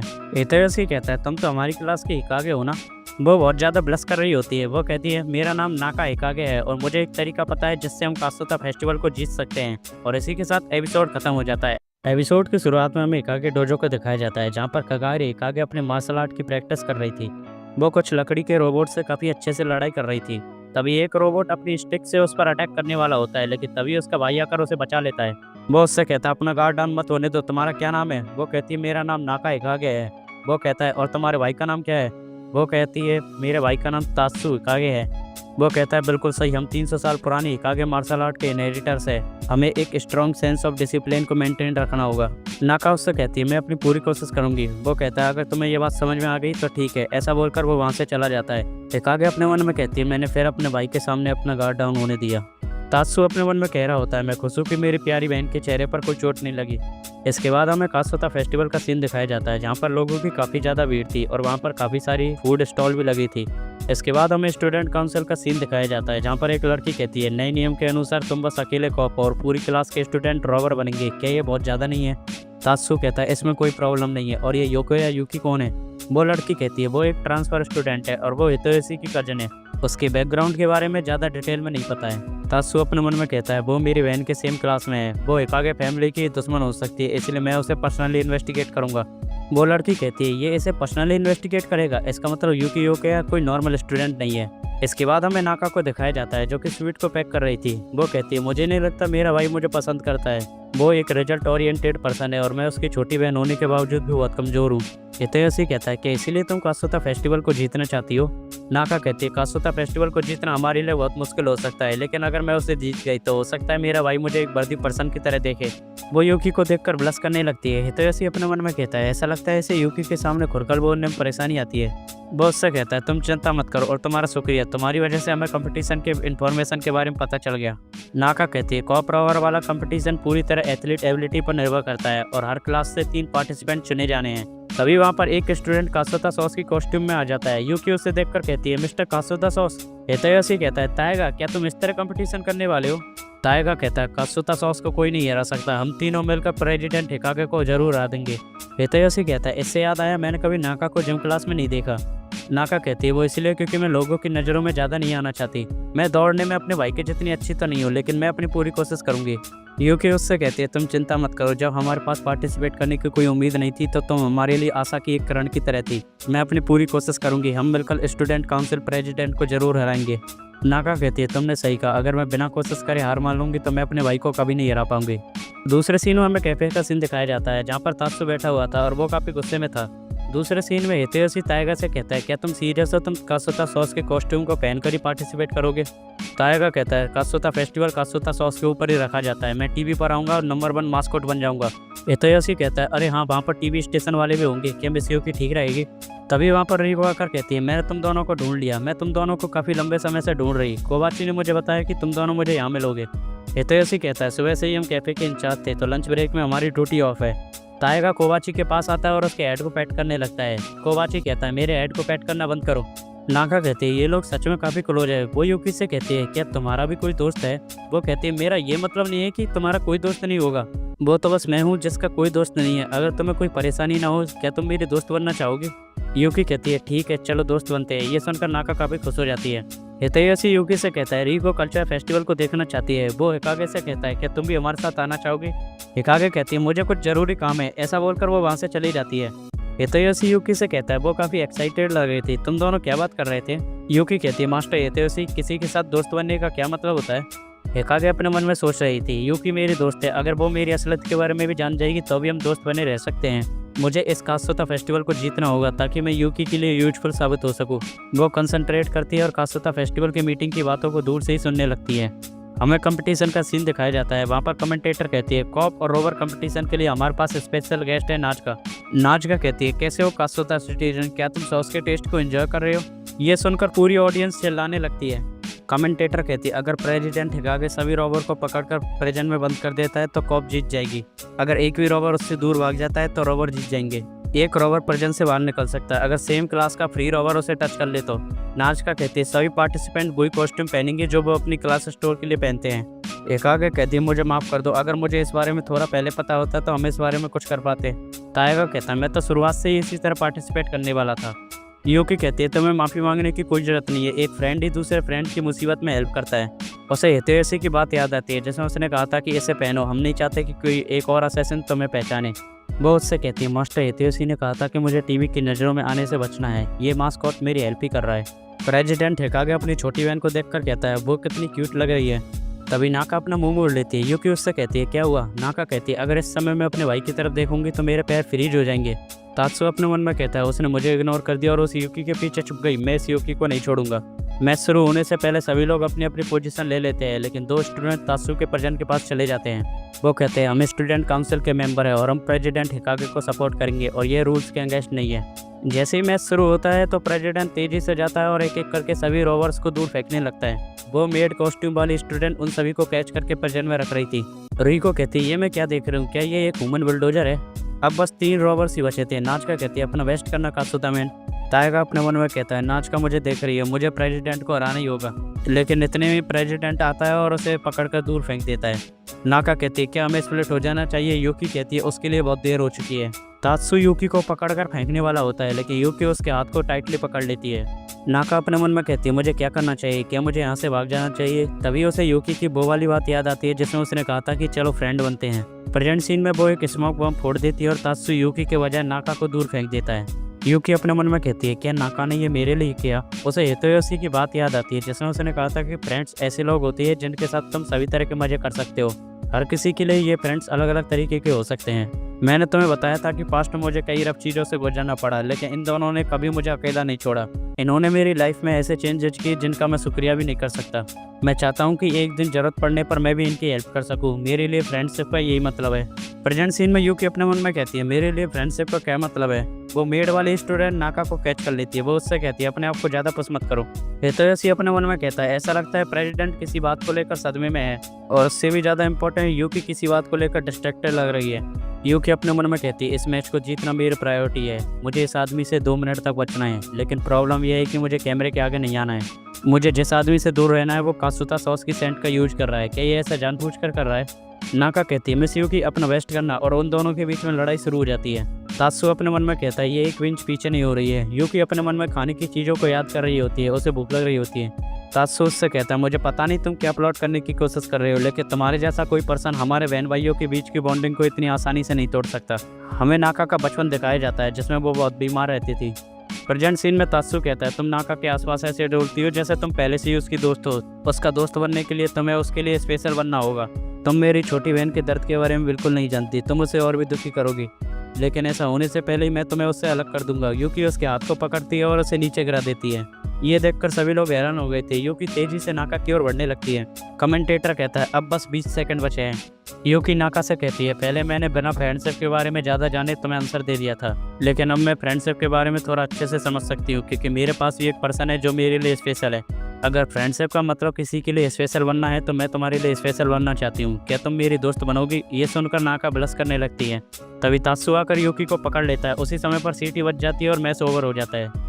रिको कहती है अभी क्या हुआ। हितोयोशी कहता है ऐसा लगता है हमारी क्लास जीत गई, क्योंकि यूकी ने मैच खत्म होने से पहले कागे को टच कर लिया था। रिको कहती है लेकिन मुझे ऐसा लगता है कि बिसिल बजने से पहले मिस यूकी खुद प्रेजेंट के अंदर चली गई थी। तभी कमेंटेटर कहता है इस कंपटीशन का विनर है प्रेसिडेंट हिकागे। हितोयोशी अपने मन में कहता है यूकी को शुरुआत से ही रूल समझ में ही नहीं आए। टीवी वाले यूकी का इंटरव्यू लेने के लिए कैमरा लेकर उसके पास आ रहे थे। नाका को यूकी की बात याद आती है जिसमें उसने कहा था कि उसे कैमरे के सामने आने से बचना है। वो वहाँ पर एक स्मोक बॉम्ब फोड़ देती है। तात्सु देखता है कि उसके हाथ में यूकी के बजाय कोई और बंदा है। नाका हितोयोशी से कहती है यूकी इस कासुता सॉस के कॉस्ट्यूम के अंदर है, और वो लोग उसे वहाँ से ले जाते हैं। दूसरे सीन में नाका कहती है मुझे माफ़ कर दो, मेरी वजह से हम हार गए। यूकी कहती है उसमें तुम्हारी कोई गलती नहीं है, मैंने नियमों को गलत समझ लिया था। उस समय पर मैं बस तुम्हें बचाना चाहती थी, और मैं चाहती थी कि तुम मुझे पसंद करो, इसलिए चलो फ्रेंडशिप की तरह इस रेस्पॉन्सिबिलिटी को भी शेयर करते हैं। तभी वहाँ पर तात्सु आकर कहता है नाका तुम थक गए होगे, जाओ घर जाओ। वो यूकी से कहता है इस बार तो मैंने तुम्हें जाने दिया, लेकिन अगली बार मैं तुम पर बिल्कुल भी रहम नहीं दिखाऊंगा। यूकी नाका से कहती है कल स्कूल में मिलते हैं। नाका उसकी ओर देखकर स्माइल करती है। वो कहती है हाँ हम जरूर मिलेंगे। रात के समय वहाँ पर सिंगिंग का प्रोग्राम चल रहा था और सभी लोग वहीं पर थे। यूकी छत के ऊपर से उन्हें देख रही थी। तभी वहाँ पर हितोयोशी आ जाता है। वो उससे पूछता है यूकी क्या तुम ठीक हो। मैंने तुम्हें वहाँ पर नहीं देखा इसलिए मैं यहाँ आ गया। क्या तुम मैच में हारने की वजह से उदास हो। यूकी कहती है ऐसे टाइम पर मुझे उदास होना चाहिए था, लेकिन जब से कासुता फेस्टिवल खत्म हुआ है मैं एक अजीब सी फीलिंग महसूस कर रही हूँ और मैं इसे शांत नहीं कर पा रही हूँ। जब मैच खत्म हुआ तो पहली बार मैंने चाहा कि हितोयोशी कहता है तुम चाहती थी कि फेस्टिवल कभी खत्म ही ना हो। तुम्हें देखने पर मुझे लग रहा है कि तुमने बहुत मजे किए। तुम इतनी एक्साइटेड हो गई थी कि रूल्स को भी भूल गई। यूकी कहती है इसका मतलब पूरे टाइम में मजे कर रही थी, लेकिन अब ये कासुता फेस्टिवल खत्म होने वाला है। हितोयोशी कहता है हमारे पास अगली साल भी है, भले ही हम इस साल नहीं जीत पाए लेकिन अगली साल हम जरूर जीतेंगे। यूकी कहती है मैंने कभी भी इतना आगे तक नहीं सोचा। वो अपने मन में कहती है मैं हमेशा ऐसे जीती थी जैसे मैं कभी भी मर सकती हूँ, लेकिन इस दुनिया में मेरे पास इनफाइनाइट फ्यूचर पॉसिबिलिटीज है। मैं कल के डिनर के बारे में सोच सकती हूँ, मुझे जिन लोगों से मिलना है उनके बारे में सोच सकती हूँ। हितोयोशी कहता है डिनर से याद आया, मैं डिनर में टोनकात्सु खाना चाहता हूँ, और तुम्हारे बारे में क्या। यूकी कहती है मेरा भी सेम मन कर रहा है, और इसी के साथ एपिसोड खत्म हो जाता है। एपिसोड की शुरुआत में नाका अपनी स्टार की स्किल को दिखा रही होती है। यूकी और हितोयोशी ये देखकर काफ़ी इंप्रेस हो गए थे। नाका कहती है मैं यूजुअली अपनी स्किल को बाहर शो नहीं करती हूँ। हितोयोशी कहता है निंजा सच में कूल होते हैं। नाका कहती है मैं भले ही अपने आप को निंजा कहती हूँ, लेकिन मैं अपने भाई के टैलेंट के आगे कुछ भी नहीं हूँ। मेरा टैलेंट इतना अमेजिंग नहीं है, मैं तो सोचती हूँ कि मेरे पास ऐसा टैलेंट हो ही ना। मैं अक्सर इस बारे में सोचती रहती हूँ, क्या होता अगर मैं एक नॉर्मल पर्सन के रूप में जन्मी होती तो। यूकी कहती है, मैं शायद समझ सकती हूँ कि तुम कैसा फील करती हो। मुझे भी नहीं पता कि नॉर्मल होने का एग्जैक्टली क्या मतलब होता है, लेकिन मैं अपनी पूरी कोशिश कर रही हूँ। अगर मैं तुम्हारे साथ इस तरह की बातें शेयर कर पाती हूँ तो मुझे लगता है इससे मेरे मन को राहत मिलेगी। मैं भी बीपंस को फेंकने में स्पेशल हूँ। नाका कहती है, मैं भी उसे देखना चाहती हूँ। तभी वहाँ पर ग्रेस आ जाती है। वो कहती है, ऐसा लगता है कि तुमने अपने हारम बनाने के सपने को एक कदम और आगे ले लिया है। तुम हमेशा क्यूट लड़कियों से गड़े रहते हो, तुम सच में एक बिगड़े लड़के हो। हितोयोशी कहता है, नहीं तुम गलत समझ रही हो, ऐसा कुछ भी नहीं है। नीता उसे अपनी बॉडी से चिपका कर कहती है, तुम्हें कैसा फील हो रहा है। तभी यूकी एक चाकू फेंक कर मारती है, जिससे ग्रेस की लॉलीपॉप फूट जाती है। यूकी कहती है, सॉरी मैं उसे पेड़ में मारना चाहती थी। ग्रेस कहती है, मुझे जानबूझकर मारने की कोशिश मत करो, ये मत भूलो कि तुमने मुझे अपनी छोटी बहन को ढूंढने के लिए कहा था। यूकी कहती है, मास्टर हितोयोशी आपको चौंकाने के लिए मुझे माफ़ कर दीजिए। हितोयोशी कहता है, उसकी कोई बात नहीं है। नीता कहती है, इसे अपने किए पर बिल्कुल भी पछतावा नहीं है। नाका कहती है, मिस नीता मुझे लगता है आप भी कोई नॉर्मल पर्सन नहीं है। नीता कहती है, ओह तुम तो हिकागे क्लैन की यंगेस्ट डॉटर हो ना। नाका कहती है, आप मेरे बारे में जानती है। नीता कहती है, ऑफकोर्स मुझे ये भी पता है कि उस पेपर पर यूकी का नाम तुमने ही लिखा था। यूकी अपने चाकू दिखाती है और नीता उसे छोड़ देती है। हितोयोशी ग्रेस से पूछता, आप यहाँ पर किस लिए आई हैं। ग्रेस कहती है, मैं एक हफ्ते के लिए चाइना जाने वाली हूँ। मैं सोच रही थी अगर मैं यूकी के किसी पुराने पहचान वाले से पूछूं तो मुझे शायद उसकी छोटी बहन के बारे में थोड़ी इन्फॉर्मेशन मिल सकती है। डायरेक्टली ऑर्गेनाइजेशन से पूछना काफ़ी रिस्की है। यूकी कहती है, मैं अपने मेंटर के अलावा किसी और को नहीं जानती। कितने दुख की बात है कि मैं तुम्हारे साथ क्रिसमस को नहीं बिता पाऊंगी। हितोयोशी के साथ अपनी रात को एंजॉय करना। हितोयोशी कहता है, क्या तुम जाते हुए भी ऐसी बातों को करना बंद नहीं कर सकती। नाका कहती है, मैं इस बारे में सोच रही थी, क्या तुम दोनों रिलेशनशिप में हो। मैंने पहली बार गर्ल्स टॉक करने की कोशिश की है, मुझे माफ़ कर देना अगर मैंने कुछ गलत बोल दिया हो तो। आफ्टर ऑल तुम दोनों कजिन हो। हितोयोशी कहता है, तुम जैसा सोचिए हमारे बीच में ऐसा कुछ भी नहीं है। नाका कहती है, मुझे माफ़ कर दो, मैं लंबे समय से तुम्हें देख रही थी तो मुझे लगा तुम एक परफेक्ट कपल होगे। हितोयोशी कहता है, तुम्हें कोई गलतफहमी हुई है, हम कोई कपल नहीं है ना यूकी। यूकी ये सुनकर कहती है, इस बात से मुझे याद आया कि पहले कोई भी मुझ में इंटरेस्टेड नहीं था और ना ही मैं किसी में इंटरेस्टेड थी। अकेला रहना मेरे लिए काफ़ी था, लेकिन अब ये मेरे लिए मज़ेदार है अपनी लाइफ में ऐसे लोगों को जोड़ना जिन्हें मुझे प्रोटेक्ट करना है। तभी वहाँ पर स्नोफॉल शुरू हो जाती है। हितोयोशी को अपने डैड की ओर से एक मैसेज आता है जिसमें लिखा था कि वो न्यू ईयर पर जापान आ रहा है। अगली सुबह हमें दिखाया जाता है कि चारों ओर बर्फ़ जम गई थी। अगेमोचातारो बर्फ़ में खेलने लगता है। हितोयोशी थोड़ी सी बर्फ़ लेता है और एक छोटा सा स्नोमैन बना देता है। वो यूकी से कहता है, जब मैं छोटा था तो मैं अक्सर ऐसे स्नोमैन बनाया करता था। यूकी कहती है, फिर तो मुझे भी कोशिश करनी चाहिए। वो एक स्नोमैन बनाती है लेकिन वो पूरी तरह से गोल नहीं होता है। हितोयोशी कहता है, ये स्नोमैन बिल्कुल तुम्हारे जैसा है जो गोल होने की अपनी पूरी कोशिश कर रहा है। यूकी ये सुनकर काफ़ी खुश होती है। तभी वहाँ पर अगेमोचातारो आता है और यूकी के स्नोमैन को तोड़ देता है। हितोयोशी कहता है, अगेमोचातारो आजकल तुम बहुत ज़्यादा नॉटी हो रहे हो। यूकी कहती है, मास्टर हितोयोशी क्या इसे रिवाइव करने का कोई और तरीका है। हितोयोशी कहता है, सॉरी मिस यूकी, मुझे लगता है ऐसा नहीं किया जा सकता। तभी हितोयोशी को उसके डैड का कॉल आता है। वो उससे बात करने के लिए चला जाता है। यूकी उसे ही देख रही थी। हितोयोशी बात करने के बाद कहता है, मुझे रिको को लेने जाना होगा, क्या तुम घर का ध्यान रख सकती हो। यूकी मान जाती है।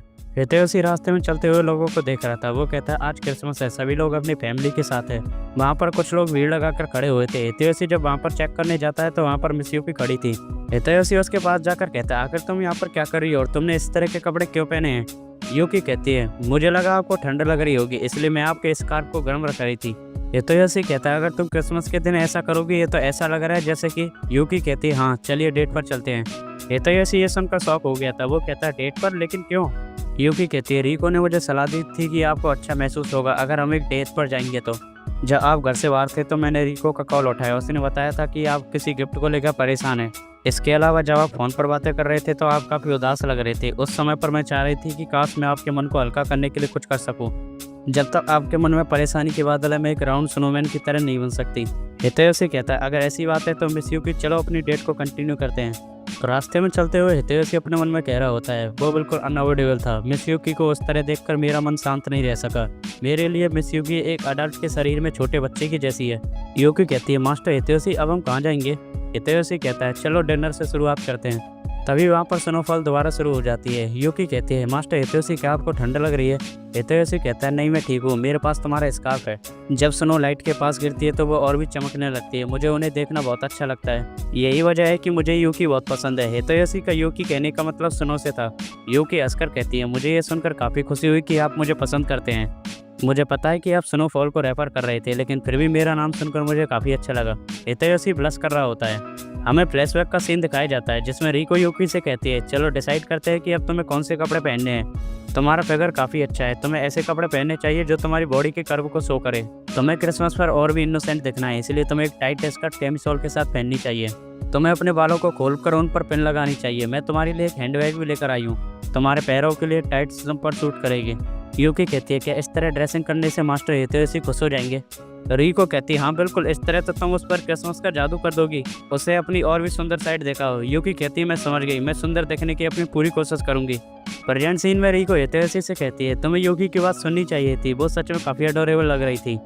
हितोशी कहता है, क्या तुम्हें सच में लगा कि मिस यूकी एक ऐसी पर्सन है जो कभी किसी के प्रति रोमांटिक फीलिंग रख सकती है? रीको कहती है, मान लो अगर मेरी अफेक्शन रेटिंग तुम्हारे लिए 30% के आसपास है तो मैं श्योर हूँ मिस यूकी की तुम्हारे लिए 1000 के आसपास होगी। उसने बस अपनी रोमांटिक फीलिंग को रियलाइज नहीं किया है, वो हमेशा तुम्हारे साथ रहना चाहती है। क्या ये बेसिकली लव नहीं है? हितोशी अपने मन में सोचता है कि किसी के साथ हमेशा रहना प्यार हो सकता है। रीको कहती है, अगर तुम इतनी परेशान हो तो मेरे पास प्यार को चेक करने वाला टेस्ट है, इसकी हेल्प से हम देख सकते हैं कि तुम्हारे पास मिस यूकी का दिल जीतने के लिए कितने % चांस है। हितोशी कहता है, मुझे नहीं लगता एक ऑनलाइन टेस्ट रिलायबल भी है।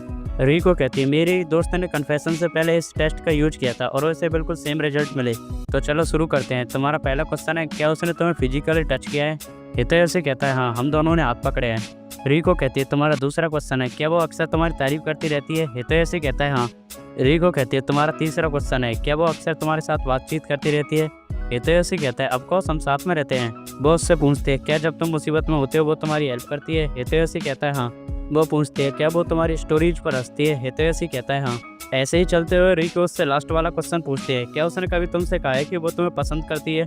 हितोशी को यूकी की वही वाली बात याद आ जाती है जिसमें उसने ऐसा कहा था, लेकिन वो उससे कहता है नहीं। रीको कहती है, रिजल्ट आ गया, 96% चांस है कि तुम दोनों की एक दूसरे के लिए फीलिंग्स है, तुम्हें उसे कन्फेस कर देना चाहिए, तुम ऑलरेडी कपल जैसे हो। हितोशी अपने मन में कहता है, ये जो चाहे वो बोल रही है, मैं तो बचे हुए 4% के बारे में परेशान हूँ। तभी मिस यूकी शॉपिंग से लौट आती है। हितोशी कहता है, आगे मुझे तारों को घुमाने के लिए तुम्हारा शुक्रिया। वो उससे कहता है, क्या तुमने इस बार डाकन राइडर्स को अच्छे से अलग रखा है? यूकी कहती है, हाँ, इस बार मैं उन्हें स्क्विड के साथ मिक्स करने की गलती नहीं करूंगी। रीको कहती है, तुमने डाकन राइडर्स को स्क्विड के साथ मिक्स कर दिया? हितोशी अपने मन में कहता है, पहले मुझे मिस यूकी से नॉर्मली बातें करने में कोई परेशानी नहीं होती थी, लेकिन अब शायद ये सच में क्रिसमस का मैजिक है। रीको कहती है, मिस यूकी, मैं तुमसे कुछ येस और नो वाले क्वेश्चन पूछने वाली हूँ। हितोशी उससे चुप करने की कोशिश करता है। रीको कहती है, क्या बड़े भाई ने कभी तुम्हें फिजिकली टच किया है? यूकी कहती है, हाँ। वो उससे कहती है, क्या बड़े भाई अक्सर तुम्हारी तारीफ करते हैं? वो कहती है, हाँ। रीको उससे पूछती है, क्या मेरा भाई मुसीबत में तुम्हारी हेल्प करता है? यूकी कहती है, हाँ। हितोशी अपने मन में सोच रहा होता है, आखिर मैं इसे कैसे रोकूं? रीको कहती है, अब फाइनल क्वेश्चन, क्या मेरे भाई ने कभी तुमसे ऐसा कहा है कि वो तुम्हें पसंद करता है? यूकी कहती है, हाँ, उसने क्रिसमस वाले दिन ऐसा कहा था।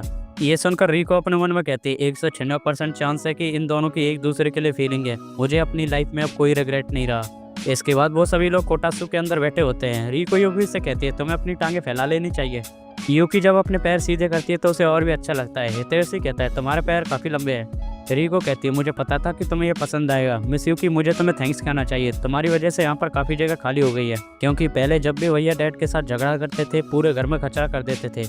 हितोशी कहता है, अपना मुंह बंद करो। रीको कहती है, क्या हुआ, मैंने कुछ ऐसा कह दिया क्या जो मुझे नहीं कहना चाहिए?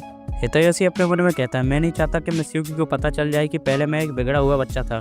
रीको कहती है, कहीं ऐसा तो नहीं तुम नहीं चाहते कि मिस यूकी को पता चल जाए कि तुम पहले कितने चाइल्डिश थे? हितोशी अपने मन में कहता है, एक तरफ मैं यहाँ पर चिंता कर रहा हूँ और वो दूसरी तरफ अपना मुंह बिना परवाह किए चला रही है। रीको कहती है, मिस यूकी, ये तुम्हारे सामने कूल बनने की कोशिश कर रहा है। हितोशी शर्माने लगता है। वो कहता है, मैं इसे नहीं छोड़ूंगा। हितोशी उसके पैरों में लात मारने लगता है, लेकिन रीको को कुछ भी नहीं होता, वो अपनी बातें कंटिन्यू करती रहती है। हितोशी दोबारा उसे लात मारता है, लेकिन रीको अभी भी बातें कर रही थी। हितोशी अपने मन में कहता है, आखिर ये कुछ रिएक्ट क्यों नहीं कर रही है? वो उसे बार बार और भी जोरों से लात मारने लगता है, लेकिन रीको अभी भी कुछ भी रिएक्ट नहीं कर रही थी। हितोशी जब कोटात्सु के अंदर देखता है तो वो इतनी देर से यूकी के पैरों में लात मार रहा था। यूकी शर्माने लगती है। हितोशी काफ़ी एम्बैरेसिंग फील करता है। हितोशी कहता है, मुझे माफ़ कर दो, मेरा ये मतलब नहीं था। यूकी कहती है, नहीं, कोई बात नहीं। रीको उन्हें देखकर कहती है, क्या तुम दोनों किसी सीक्रेट लैंग्वेज में बात कर रहे हो? क्या इसका मतलब आई लव यू है? उन दोनों का चेहरा शर्म से लाल हो जाता है और इसी के साथ एपिसोड खत्म हो जाता है। एपिसोड की शुरुआत में हमें वही वाला सीन दिखाया जाता है जिसमें हितोशी कहता है, जब स्नो बर्फ के पास गिरती है तो वो और भी चमकने लगती है। यही एक वजह है कि मुझे यूकी बहुत पसंद है। हितोशी का यूकी कहने का मतलब स्नो से था। यूकी ये सुनकर हंसने लगती है। हितोशी कहता है, क्या मैंने कुछ अजीब कहा? यूकी कहती है, नहीं, मुझे ये सुनकर काफ़ी खुशी हुई कि आप मुझे पसंद करते हैं। मुझे पता है कि आपका यूकी कहने का मतलब सुनो से था, लेकिन मुझे अपना नाम सुनकर काफ़ी खुशी हुई। हितोशी अपने मन में कहता है, मुझे अभी भी नहीं पता कि प्यार का असली मतलब क्या होता है। पास्ट में मैंने एक लड़की को कन्फेस किया जिसके साथ मैं अक्सर हैंग आउट किया करता था। उस लड़की ने मुझसे कहा, हितोशी जो तुम फील कर रहे हो वो कोई प्यार नहीं है, ये बस एक कंपेनियनशिप की डिजायर है। हितोशी अपने मन में कहता है, अगर मैं इस बारे में सोचूं तो ये बात सच है। मैं लंबे समय से बहुत अकेला रहा हूँ, इसलिए जब भी मैं उससे बात करता हूँ तो मुझे ऐसा लगता है जैसे उसने मुझे बचा लिया हो। इसलिए मैंने अपने प्यार का उसे इजहार कर दिया, लेकिन उसके बाद हम कभी नहीं मिले। शायद मेरे कन्फेशन ने उसे हर्ट कर दिया। अगर ये बात सच है कि उस समय पर जो मैंने फ़ील किया वो प्यार नहीं था, लेकिन अब इस बारे में क्या, इस समय पर जो मैं फ़ील कर रहा हूँ वो क्या है। दूसरे सीन में हमें दिखाया जाता है कि यूकी हितोशी के बेड पर ही सो रही थी। जब हितोशी वहाँ से जाने लगता है तो यूकी जागकर उसे गुड मॉर्निंग करती है। हितोशी भी उसे गुड मॉर्निंग करता है। हितोशी रूम के बाहर आकर अपने मन में कहता है, इसमें सारी मेरी गलती है। मिस यूकी को आजकल डरावने सपने आ रहे थे, इसलिए मैंने बिना कुछ सोचे समझे उसे अपने पास सोने के लिए कह दिया। मैं पूरी रात एक झपकी तक नहीं ले पाया और विंटर ब्रेक के दौरान हम अक्सर और भी पास रहने लगे हैं। तभी वहाँ पर यूकी आकर कहती है, मास्टर हितोशी क्या कुछ बात है। हितोशी कहता नहीं, बस साल खत्म होने वाली है तो मैं जल्दी उठकर थोड़ी सी सफाई करना चाहता था। वो अपने मन में कहता है, ये कितना बुरा बहाना है। ऐसा बोलकर वो वहाँ से निकल जाता है। हितोशी अपना चेहरा धोते हुए अपने मन में कह रहा होता है, मुझे इसे रोकना होगा। अगर मैं मिस यूकी को अपनी फीलिंग के बारे में बता दूंगा तो शायद कुछ नहीं होगा। दूसरे सीन में मिस यूकी सफाई कर रही होती है। वो पोंछा लगाने के लिए बहुत तेज़ी से तैयार होती है, लेकिन बहुत धीरे धीरे पोंछा लगाने लगती है। यूकी अपने मन में कहती है, जब से मैं आई हूँ मैंने बस ये चीज़ दोबारा ट्राई नहीं की है। उस समय पर मैंने बहुत बड़ी गलती कर दी थी, लेकिन इस समय पर मैं उस गलती को सुधार लूँगी। हो सकता है कि मास्टर हितोशी भी ये देखकर खुश हो जाए। लेकिन जब हितोशी वहाँ पर आता है तो वो देखता है कि अगिमुछतारे ने यूकी के ऊपर पानी फैला दिया है। यूकी कहती है, मुझे माफ़ करना, मैंने फिर से गलती कर दी। हितोशी कहता है, इसमें कोई बात नहीं, मुझे पता है इसमें तुम्हारी कोई गलती नहीं है, इसमें इस डॉग की गलती है।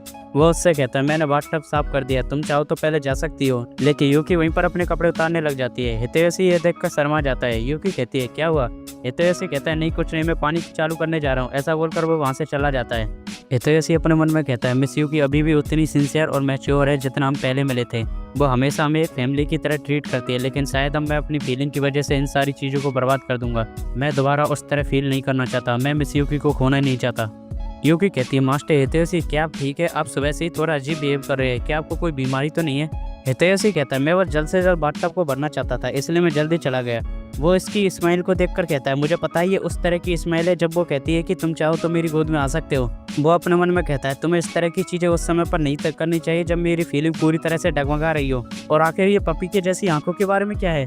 हितोशी उससे कहता है, मैं इस बारे में सोच रहा था, मुझे लगता है हमें इस तरह की चीज़ें करना रोक देना चाहिए। एक हाई स्कूलर एक लड़की को अपनी गोद में सुलाने के लिए तभी कहता है जब वो उसे पसंद करता हो।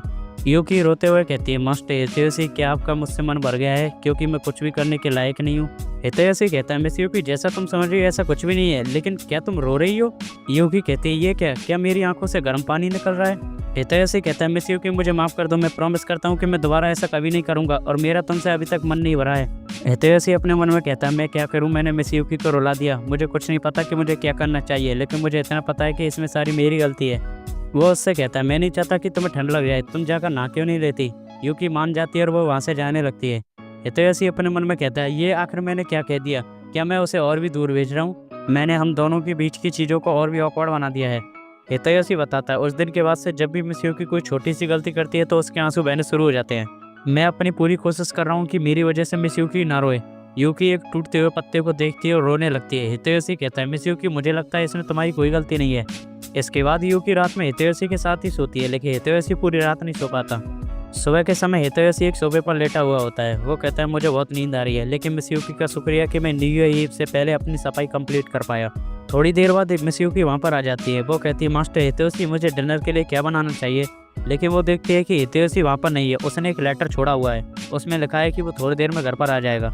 इसके बाद मिस यूकी अगिमुछतारो के साथ शॉपिंग पर जा रही होती है। रास्ते में उसे दो बच्चे मिलते हैं जो एक दूसरे से कह रहे थे कि अब हम अगले साल मिलेंगे। जब वो मार्केट पहुंचती है तो वो देखती है कि कई सारी शॉप बंद है और उन पर लिखा है कि वो नई साल तक शॉप को बंद रखेंगे। जब वो सुपरमार्केट पहुंचती है तो वो लोगों की भीड़ को देखकर कंफ्यूज हो गई थी। वो कहती है, साल खत्म होने पर सभी लोग अजीब तरीके से बिहेव कर रहे हैं। वो एक स्टॉल पर जाकर वहाँ से डिनर के लिए बीफ खरीद लेती है। जब यूकी घर पहुंचती है तो वो देखती है कि हितोशी खाना बना रहा है। हितोशी कहता है, आज रात मैंने सोचा कि क्यों ना हम तुम्हारी पसंद का ओकोनोमियाकी बनाए, इसलिए मैं आज रात के लिए रोस्ट बीफ लाया हूँ। ये देखकर मिस यूकी रोने लगती है क्योंकि वो भी सेम ही डिश लेकर आई थी। हितोयोशी उसे शांत करते हुए कहता है, तुम्हें परेशान होने की कोई जरूरत नहीं है, ये दोनों एग्जैक्टली सेम नहीं है, मेरा वारा थोड़ा अलग है। वो उससे कहता है, तुम्हें अपने आप को इतना फोर्स करने की कोई ज़रूरत नहीं है। जब मिसयूकी खाना खाती है तो वो उसे इतना अच्छा लगता है कि वो रोने लग जाती है। हितोयोशी अपने मन में कहता है, आखिर ये मैं क्या कर रहा हूँ, मैंने इसे फिर से रुला दिया। रात के समय हितोयोशी यूकी को अपने कमरे में सोता हुआ छोड़कर खुद सोफे पर आकर सो जाता है। थोड़ी देर बाद मिसयूकी वहाँ पर आती है और उसे एक कंबल उड़ा देती है। सुबह के समय रिको उनके घर पर आकर कहती है, हैप्पी न्यू ईयर बड़े भाई, क्या तुम तैयार हो गए? यूकी दरवाजा खोलकर कहती है, गुड मॉर्निंग मिस रिको। मैं उसे जगा तो रही थी लेकिन ऐसा लगता है कि वो बहुत थका हुआ है। रिको कहती है, क्या वो अभी तक नहीं जगा? ये तो एक परेशानी की बात है। यूकी कहती है, क्या कुछ हुआ है? रिको कहती है, क्या उसने तुम्हें अभी तक नहीं बताया? आज 1 जनवरी है और आज नई साल के साथ साथ भाई का जन्मदिन भी है। ये हमारी फैमिली ट्रेडिशन है कि हम सभी मिलकर साथ में श्राइन जाते हैं। वैसे तो यूजुअली हम उसके बर्थडे पर कोई गिफ्ट नहीं देते हैं, तो मुझे लगा वो घर पर नहीं मिलेगा। मिस यूकी रोने लगती है। वो कहती है, मुझे पता नहीं था कि आज उसका बर्थडे है। रिको कहती है, मिस यूकी आखिर तुम्हें क्या हो गया? मैंने तो तुम्हें पहले कभी रोते हुए नहीं देखा। यूकी कहती है, मुझे भी नहीं पता आखिर मेरे साथ क्या हो गया है। कुछ समय से ऐसा लगता है जैसे मेरे अंदर कोई बांध फूट गया है। अब मैं हर छोटी सी बात पर रोना शुरू कर देती हूँ। शायद ये अच्छा ही होगा अगर मैं घर पर ही रहूँ तो। रिको कहती है, मैं समझ गई, तुम्हें अपने आप को इतना पुश करने की कोई ज़रूरत नहीं है। मैं अपने दोस्तों के साथ वहाँ पर चले जाऊँगी। इसके बाद जब मिस यूकी कमरे में आती है तो वो हितोयोशी के फ़ोन में नाका का एक मैसेज देखती है, जिसमें वो पूछ रही थी कि क्या आज वो लोग श्राइन विजिट करने के लिए जाएंगे। ये अच्छा होगा अगर हम लोग साथ में चले तो। दूसरे सीन में यूकी श्राइन के पास होती है। नाका मिस यूकी को हैप्पी न्यू ईयर विश करती है। वो उससे कहती है, तुम्हारे कपड़े काफ़ी सुंदर लग रहे हैं, क्या तुम यहाँ पर अकेली आई हो? यूकी कहती है, अगर तुम्हें सच बताऊँ तो मुझे न्यू ईयर पर श्राइन विजिट करने की परंपरा के बारे में ज़्यादा नहीं पता है। नाका कहती है, फिर तो तुम्हें ये भी नहीं पता होगा कि श्राइन में प्रे कैसे करते हैं। यूकी कहती है, मुझे माफ़ करना, मुझे इन सब चीज़ों का बिल्कुल भी एक्सपीरियंस नहीं है। नाका कहते हैं, ये एक परंपरा है जिसमें हम नई साल पर श्राइन में जाते हैं और गॉड से अपनी विश मांगते हैं। यूकी वहाँ पर चट को देखकर कहती है, आखिर ये सफ़ेद पेपर क्या है? नाका कहती है, ये फॉर्च्यून स्लिप है, इसमें हर किसी का फॉर्च्यून लिखा हुआ है, क्या तुम भी इसे ट्राई करना चाहोगी? नाका अपने मन में कह रही होती है, एक दूसरे को चीज़ें समझाना ये तो ऐसा है जैसे दोस्त करते हैं। नहीं, हम तो पहले से ही दोस्त हैं। वो उससे कहती है, मुझे तो गुड लक मिला है। लेकिन जब यूकी अपनी स्लिप को देखती है तो वो रोने लग जाती है। वो उससे कहती है, क्या तुम ठीक हो? ऐसा लगता है तुम्हारे आंसू रुक नहीं रहे, क्या तुम एक जगह पर बैठना चाहोगी? उसकी फॉर्च्यून स्लिप में लिखा हुआ था कि तुम्हारी खोई हुई चीज़ हमेशा मिसिंग रहेगी और किसी और के पास चली जाएगी। वो उससे कहती है, ऐसा लगता है कि मास्टर हितोयोशी और मैं दोनों सेपरेट हो जाएंगे। वो कुछ समय से कुछ अजीब बिहेव कर रहे हैं और मुझसे दूरियां बढ़ा रहे हैं। मुझे तो लगता है ये बस कुछ समय की बात है, उसके बाद मास्टर हितोयोशी को मेरी कोई ज़रूरत नहीं रहेगी। जब भी मैं इस बारे में सोचती हूँ कि मैं उसके साथ और नहीं रह पाऊंगी तो मेरे आंसू बहना बंद ही नहीं होते। नाका कहती है, तुम अकेली नहीं हो, मेरे साथ भी एक ऐसा टाइम आया था जब मेरे आंसू नहीं रुकते थे। ये उस समय की बात है जब मैं बहुत छोटी थी और मेरी माँ गुजर गई थी। ये सुनकर यूकी दोबारा रोना शुरू कर देती है। नाका कहती है, मैं तुम्हें दोबारा उदास करना नहीं चाहती थी। मुझे अभी भी याद है कि मेरी माँ ने उस समय पर कहा था कि जब हम रोते हैं तो हमारे अंदर का दुख बाहर निकलता है, इसलिए जब हमारा रोने का मन करे तो हमें रोना चाहिए। मुझे लगता है कि तुम्हारे आंसू ना रुकने की वजह भी यही है, जो दुख तुमने इकट्ठा करके रखा था वो अब बाहर निकल रहा है। इसलिए इसमें कोई भी शर्म की बात नहीं है। जब तुम्हारा रोने का मन करे तो तुम तब तक रो जब तक तुम्हारा पूरा दुख बाहर नहीं निकल जाता, और एक दिन तुम्हारी मुस्कुराहट वापस आ जाएगी। इसके बाद वो दोनों श्राइन में प्रे कर रहे होते हैं। यूकी नाका के साथ झुकती है और क्लैप करती है। यूकी अपने मन में कहती है, मास्टर हितोयोशी, रिको और नाका हमेशा मेरा ध्यान रखते हैं, इसलिए मैं विश मांगती हूँ कि मैं भी हमेशा इनके साथ रह पाऊँ। दूसरे सीन में हमें हितोयोशी को दिखाया जाता है जो कि अभी भी सोफे पर सो रहा होता है। उसके डैड एयरपोर्ट से उसे कॉल कर रहे होते हैं लेकिन वो नहीं उठा रहा होता है, और इसी के साथ ये एपिसोड खत्म हो जाता है। एपिसोड की शुरुआत में नाका कहती है, क्या आज हितोयोशी का बर्थडे है? इमेजिन करो कि जब तुमने उसे गिफ्ट दिया तो तुम दोनों अकेले हो और रात के नज़ारे का आनंद ले रहे हो। यूकी कहती है, लेकिन मुझे कोई भी आइडिया नहीं है कि मास्टर हितोयोशी को क्या चीज़ पसंद आएगी। नाका उससे पूछती है, वैसे उसे क्या पसंद है? यूकी कहती है, मुझे लगता है उसे कात्सुता सॉस के साथ टोनकात्सु पसंद है। नाका कहती है, मुझे लगता है ये एक गिफ्ट की तरह तो नहीं दिया जा सकता। तभी यूकी को हितोयोशी के कमरे में रखा वो फिगर याद आता है। वो कहती है, मुझे लगता है उसे डॉल पसंद है। इसके बाद वो दोनों एक सुपरमार्केट के स्टोर में होते हैं। नाका कहती है, जब तुमने कहा कि उसे डॉल्स पसंद है तो तुम्हारा मतलब इन हीरोज़ के फिगर से था, तो उसे किस तरह के हीरोज़ के फिगर पसंद है? तभी यूकी को वहाँ पर एक ऐसा ही फिगर मिल जाता है जैसा हितोयोशी के रूम में रखा हुआ था। नाका कहती है, इस पर लिखा है कि 300 येन में एक बार ट्राई करने पर तुम्हें कोई भी रैंडम फिगर मिल जाएगा। अगर तुम्हें यही वाला फिगर चाहिए तो तुम्हें तब तक ट्राई करना होगा जब तक तुम्हें ये नहीं मिल जाता। यूकी बार बार कोशिश करती है और उसे बहुत सारे एक्शन फिगर मिल जाते हैं, लेकिन उसे जो चाहिए था वो नहीं मिलता और वो वहाँ पर रोना शुरू कर देती है। तभी वहाँ पर हितोयोशी के डैड आ जाते हैं। वो कहते हैं, हे मिस, क्या मैं तुम्हें एक स्पेल सिखाऊं जिससे तुम जो चाहे वो पा सकती हो? सबसे पहले तो तुम इन आंसुओं को बंद करो, ये एक कमज़ोर होने की निशानी है। तुम हर चीज़ के लिए भगवान पर निर्भर नहीं रह सकती। तुम्हें जो चाहिए उसे अपने हाथों से प्राप्त करो। अगर तुम किसी चीज़ को असलियत में चाहती हो तो तुम्हें अपने दिल को किलिंग इंटेंट से भरना होगा। या तो घर आओ या फिर मरो। ये सुनकर यूकी फायर अप हो जाती है। यूकी एक और बार ट्राई करती है और इस बार वो बहुत ज़्यादा सीरियस थी। ये देखकर हितैषी के डैड अपने मन में कहते हैं इसका किलिंग इंटेंट तो बहुत ज़्यादा है। लेकिन इस बार यूकी की मेहनत सफल हो जाती है और उसे वही वाला हीरो का फिगर मिल जाता है जो उसे चाहिए था। इसके बाद हितैषी के डैड वहाँ से जाने लगते हैं। यूकी उसका शुक्रिया करती है। हितैषी के डैड कहते हैं नहीं, इसकी कोई ज़रूरत नहीं है। मैं बस सोच रहा था कि कैसे मैं अपने बेटे को भी इस तरह की चीज़ें बताया करता था। मैं खुश हूँ कि मैं तुम्हारी हेल्प कर पाया। और वो वहाँ से चला जाता है। नाका कहती है ये कितना काइंड और हैंडसम है। दूसरे सीन में रिको हितैषी को मारकर जगा देती है। वो कहती है स्नैक्स का टाइम हो गया, आखिर तुम कितनी देर तक सोने वाले हो। हितैषी कहता है न्यू ईयर की श्राइन विजिट के बारे में क्या हुआ। रिको कहती है उसे छोड़ो, डैड यहाँ पर किसी भी समय आते होंगे। हितैषी कहता है क्या मिस यूकी यहाँ पर है? मैंने अभी तक उसे डैड के आने के बारे में कुछ नहीं बताया। रिको कहती है लेकिन क्यों, तुम दोनों तो साथ में रहते हो, तुम्हें उसे इस बारे में बहुत पहले ही बता देना चाहिए था। हितैषी कहता है किसी के साथ में रहने का ये मतलब नहीं है कि तुम उसे हर चीज़ आसानी से बता सकते हो। वो अपने मन में कहता है यहाँ तक कि मैं खुद की फैमिली में ये तक नहीं पूछ पाया कि मेरी मम अचानक मुझे छोड़कर क्यों चली गई। और मुझे ये भी नहीं पता था कि डैड के चेहरे पर वो लोग क्यों था। वो पहली बार था जब मैं डैड से पूछने में बहुत ज़्यादा डर रहा था। इसके बाद मेरे डैड का ट्रांसफ़र हो गया और वो मुझे एक बेबी सिटर के हवाले छोड़कर चले गए। मैं उस समय भी नहीं पूछ पाया आखिर मेरी मॉम ने मुझे क्यों छोड़ दिया। मुझे इस बात का डर था कि कहीं उनकी आंखों में जो गुस्सा है वो मेरी वजह से तो नहीं है। इसलिए मुझे डर लग रहा है कि वो मिस यूकी को देखकर कैसे रिएक्ट करेगा।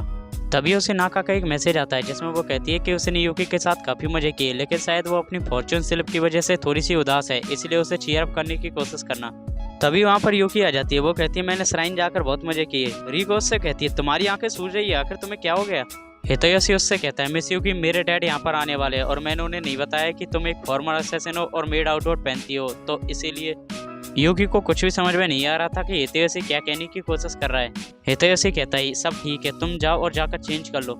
हितैषी अपने मन में कहता है आखिर मैं किस बारे में इतना डराया हूँ। एक तरफ मिस यूकी अपनी नॉर्मल बनने की पूरी कोशिश कर रही है और दूसरी ओर मैं ऐसे प्रटेंड कर रहा हूँ जैसे मिस यूकी नॉर्मल ही नहीं है। रिको से कहती है क्या तुम इस बारे में श्योर हो। हितैषी कहता है चाहे डैड इस बार कुछ भी कहे, लेकिन मिस यूकी को बचाने की अब ये मेरी बारी है। रिको से कहती है तुम कितने बड़े हो गए हो, तुम्हें इस तरह की बातें मिस यूकी के सामने कहनी चाहिए। तभी वहाँ पर उनके डैड आ जाते हैं। वो कहते हैं ऐसा लगता है तुम दोनों अच्छे से घुल मिल रहे हो। रिको उसके पास चली जाती है। उसके डैड कहते हैं क्या तुम अच्छे से बिहेव कर रही हो। रिको उससे कहती है मैं तो यहाँ पर ठीक हूँ, लेकिन आप यहाँ से क्यों चले गए और आपने इतनी बड़ी दाढ़ी क्यों रख रखी है। क्या आपको पता है लेडीज के बीच में शेप डचिन ज़्यादा पॉपुलर है। उसके डैड हंसकर कहते हैं मैं जिस लेडी के सामने पॉपुलर होना चाहता हूँ वो बस तुम हो रिको। तभी हितैषी कहता है डैड अगर आपको याद हो तो मैंने पहले आपको एक मेड के बारे में बताया था। उसके डैड कहते हैं अरे हाँ, तुम एक हाउसकीपर के बारे में बात कर रहे थे, शायद उसी वजह से घर इतना साफ है, मुझे उससे थैंक्स कहना होगा। हितैषी कहता है वो एक बोनाफाइड मेड है, इससे पहले वो एक अलग काम किया करती थी। तभी वहाँ पर मिस यूकी आ जाती है। वो हितैषी के डैड को देखकर कहती है अब तो वही वाले आदमी है ना। हितैषी के डैड उसे देखकर कहते हैं अच्छा तो ये तुम हो जू, तुम्हारा शुक्रिया हमारे घर को संभालने के लिए। यूकी कहती है नहीं, आपने भी पास्ट में मेरी बहुत हेल्प की है। रिको कहती है ऐसा लगता है तुम दोनों एक दूसरे को बहुत पहले से जानते हो। तभी वहाँ पर हितैषी कॉफ़ी लेकर आ जाता है। यूकी कहती है मुझे माफ़ करना मास्टर हितैषी, ये काम मुझे हैंडल करना चाहिए था। हितैषी कहता है नहीं, तुम्हें परेशान होने की कोई ज़रूरत नहीं है। हितैषी के डैड कहते हैं तो तुमने मिस्टर हारुमा के यहाँ पर काम करना कब से शुरू किया। यूकी कहती है इसे लगभग 3 साल हो गई है, जब वो मेरे मास्टर बने थे। हितैषी के डैड कहते हैं उसने मुझे एक मेड के बारे में बताया था जो एक असैसिन का काम करती थी, लेकिन मुझे लगा नहीं था कि तुम इतनी सुंदर निकलोगी। मिस्टर हारुमा को गुजरे लगभग आधा साल हो गया है, वो एक ब्रिलियंट पर्सन था। हितैषी अपने मन में कह रहा होता है अब तक मैं बस यही सोच रहा था कि आखिर मैं मिस यूकी को डैड को कैसे एक्सप्लेन करूंगा, लेकिन मैं डैड के इस पार्ट के बारे में बिल्कुल नहीं जानता था और मुझे मिस यूकी के इस पार्ट के बारे में भी बिल्कुल नहीं पता था। ये तो बिल्कुल ऐसा है जैसे मैं 2 स्ट्रेंजर के बीच की बातें सुन रहा हूँ, सारी अरेंजमेंट मेरे पीठ पीछे ही कर दी गई। ये किस तरह की फीलिंग है जैसे मुझे फिर दोबारा अकेला छोड़ दिया गया हो। रिको कहती है मैं इस बात से हैरान हूँ आपने ये जानकर भी कि मिस यूकी एक असैसिन है उसे यहाँ पर रहने दिया। हितैषी के डैड कहते हैं वेल जब मिस्टर हारुमा ने मुझे इस बारे में बताया था तो मुझे लगा नहीं था कि वो इस बारे में सीरियस थे। इसके अलावा तुम दोनों के अंदर तुम्हारी माँ का वैम्पायर ब्लड है, तो मैंने सोचा एक छोटा सा असैसिन भला क्या ही बिगाड़ लेगा। रिको ये सुनकर खुश हो जाती है। वो कहती है क्या सच में, फिर तो मैंने जब वैम्पायर की कॉस्ट्यूम पहनी होगी तो मेरा वैम्पायर का ब्लड जाग गया होगा। हितैषी अपने मन में कहता है डैड हमेशा ऐसा ही करते हैं, जब भी उसे कोई चीज़ छुपानी होती है या फिर नहीं बतानी होती है या तो वो उसे एक जोक में बदल देते हैं या फिर चुप रहते हैं, इसलिए मैंने उनसे पूछना बंद ही कर दिया। हितैषी अपने मन में कहता है पहले और यहाँ तक कि अब भी मैंने बहुत सारी चीज़ों को अपने तक ही रखा ताकि मैं किसी के लिए बर्डन ना बनूँ। मैंने मिस यूकी और डैड के बारे में जानने के बजाय इस बात का इंतजार किया कि ये खुद आकर मुझे बताएंगे। तभी इसके डैड खड़े होकर वहाँ से जाने लगते हैं। वो कहते हैं मुझे कुछ काम है तो मुझे यहाँ से जाना होगा। रिको कहती है क्या आपको पता है कि आज हितैषी का बर्थडे है। उसके डैड कहते हैं हितोयोशी को इसे सेलिब्रेट करना पसंद नहीं है। वो उससे कहते हैं हितोयोशी हैप्पी 16th बर्थडे, ये तुम्हारी मॉम की ओर से तुम्हारे लिए गिफ्ट है। सॉरी तुमने मेरे लिए इतना कुछ किया, लेकिन मेरी एक मीटिंग है इसलिए मुझे उसे अटेंड करने के लिए जाना ही होगा। हितोयोशी अपने मन में कहता है ऐसी बहुत सारी चीज़ें हैं जो मैं इससे कहना चाहता हूँ, क्या मैं इस बार भी इसे बिना कुछ कहे जाने दूंगा। उसके डैड और रिको टैक्सी में बैठकर वहाँ से जाने वाले होते हैं, तभी हितोयोशी टैक्सी के गेट को रोक लेता है। वो कहता है डैड मित्सुयुकी यहाँ पर रह सकती है ना। उसके डैड कहते हैं आखिर तुम क्या चाहते हो। हितोयोशी कहता है मैं चाहता हूँ कि वो यहाँ पर रहे। उसके डैड कहते हैं वेल तुम 16 साल के हो गए हो तो तुम्हें जो पसंद है वो करो, मैं तुम्हारे इस डिसीजन के बारे में तुम्हारी मॉम को बता दूंगा। उन दोनों के जाने के बाद हितोयोशी अपने मन में कहता है मैं पहली बार अपने डैड को बता पाया कि मैं क्या चाहता हूँ और मैं मित्सुयुकी को बचा पाया। तभी उसे उसके डैड का कॉल आता है। वो उससे कहते हैं सॉरी हितोयोशी, लेकिन क्या तुम अपने फ़ोन को मित्सुयुकी को दे सकते हो। वो अपने फ़ोन को मित्सुयुकी को दे देता है। उसके डैड मित्सुयुकी से कहते हैं मुझे माफ़ करना, मैं उसके सामने तुमसे ये चीज़ नहीं पूछ पाया, क्या यहाँ पर कुछ ऐसी चीज़ है जिससे तुम अनसेटिस्फाइड हो। युकी कहती है नहीं यहाँ पर सब कुछ अच्छा है, मास्टर हितोयोशी मेरी बहुत ध्यान रखते हैं। उसके डैड कहते हैं अब मैं समझा, वो बदल गया है। नहीं, वो बदलने की अपनी पूरी कोशिश कर रहा है क्योंकि तुम उसकी साइड हो। तुम्हारा शुक्रिया, ऐसे ही हितोयोशी का ख्याल रखना। युकी भी मान जाती है। इसके बाद युकी हितोयोशी से कहती है मास्टर हितोयोशी क्या आप मेरे साथ रात के नज़ारे को देखना चाहेंगे। हितोयोशी भी मान जाता है। वो हितोयोशी को अपने हाथों में पकड़ती है और छत पर ले जाती है। वो उससे कहती है अभी इतनी रात तो नहीं हुई है, लेकिन यहाँ से टाउन का अच्छा व्यू दिखता है। हितोयोशी उससे कहता है तुम्हारी सांस फूल रही है, क्या तुम ठीक हो। युकी उससे कहती है हैप्पी बर्थडे मास्टर हितोयोशी। हितोयोशी अपने मन में कहता है ये इतना नर्वस दिख रही थी, कहीं इसकी वजह ये तो नहीं कि। युकी उसे वो टॉय देती है लेकिन वो पहले ही टूट चुका था। युकी कहती है मैं आज इसे आपको देना चाहती थी। हितोयोशी अपने मन में कहता है यहाँ पर तो मैं कुछ गलत ही समझ रहा था। ये सच है कि अगर तुम हर चीज़ को अपने अंदर ही रखोगे तो कोई भी नहीं समझ पाएगा कि आखिर तुम कैसा फील कर रहे हो। मैं बस मित्सुयुकी से ये कहना चाहता हूँ कि काश हम फ्यूचर में भी साथ रह सके। हितोयोशी उससे कहता है ये तो उसी एनीमे का फिगर है जो आज से 10 साल पहले बहुत पॉपुलर था। मैं हमेशा अपने डैड से जिद किया करता था इसे लेने के लिए। जब मैं छोटा था तो मैं अपने डैड को ही देखा करता था। मेरे लिए वो ऐसा था जैसे उन्हें सब कुछ पता है और वो कुछ भी कर सकते हैं। वो मेरे पहले हीरो की तरह थे। लेकिन मॉम के जाने के बाद ये बिल्कुल ऐसा है जैसे मैं उनके बारे में कुछ भी नहीं जानता। तुम्हें पता है इस तरह के पर्सन से आंखें मिलाना इतना मुश्किल है जैसे सब कुछ खत्म हो जाएगा। मैं अभी भी उनसे डरता हूँ। मुझे इस बात की चिंता होती है कि क्या हो अगर मैं उनसे ऑनेस्टली बातें करूं, लेकिन वो मुझे चुप कर दे। मैं और हर्ट नहीं होना चाहता। मैं 10 साल तक उनसे दूर रहा और मैंने ये तक रियलाइज़ नहीं किया कि हम दोबारा फैमिली कैसे बन सकते हैं। लेकिन मैं नहीं चाहता कि तुम्हारे साथ भी ऐसा हो। अगर तुम यहाँ पर एक फैमिली के लिए आई हो तो मैं तुम्हारी फैमिली बनूंगा, एक ऐसा पर्सन जिससे तुम फैमिली की तरह सुख दुख में बातें कर सकती हो। क्या तुम भी मेरी फैमिली का हिस्सा बनना चाहोगी। हितोयोशी की ये बातें सुनकर युकी हितोयोशी के साथ अपने फ्यूचर को इमेजिन करने लगती है। युकी की आंखों से आंसू निकलने लगते हैं। हितोयोशी कहता है क्या मैंने कुछ ऐसा कह दिया जो मुझे नहीं कहना चाहिए। युकी कहती है नहीं, ये कितना अजीब है, खुशी के समय भी मेरी आंखों से आंसू निकल रहे हैं। मैं आपकी फैमिली का हिस्सा बनना चाहूँगी, क्या मेरे जैसे के लिए ये सच में पॉसिबल है। हितोयोशी कहता है नहीं, ये बस तुम ही हो सकती हो क्योंकि मैं तुम्हें प्यार करता हूँ मिस युकी। युकी स्माइल करते हुए उससे कहती है ऑफकोर्स मैं भी आपको प्यार करती हूँ मास्टर हितोयोशी। ये सुनकर हितोयोशी की आंखों से आंसू निकल जाते हैं। इसके बाद वो अपने रूम में होता है। वो अपने मन में कहता है अगर इस चीज़ से मिस युकी के चेहरे पर वो इनोसेंट स्माइल रह सकती है तो सब ठीक है। मुझे ऑलरेडी पता है कि मिस युकी के प्यार का मतलब एक फैमिली के लाड प्यार से है। वो रोते हुए कहता है ये शायद पहली बार है जब मैंने असलियत में दिल टूटने की फीलिंग को एक्सपीरियंस किया है। दूसरे सीन में हमें युकी को दिखाया जाता है जो कि सब्जियां काट रही होती है। वो हितोयोशी की उसी बात को याद करती है जिसमें उसने कहा था कि वो उसे प्यार करता है। युकी को भी ऐसा ही लग रहा होता है जैसे उसके दिल में भी हितोयोशी के लिए रोमांटिक फीलिंग है। और इसी के साथ एपिसोड खत्म हो जाता है। अगर आपने इस एनीमे को और एपिसोड नहीं देखे तो आई बटन पर क्लिक करके प्लेलिस्ट को चेक कर लेना। मैं मिलूंगा किसी और वीडियो में।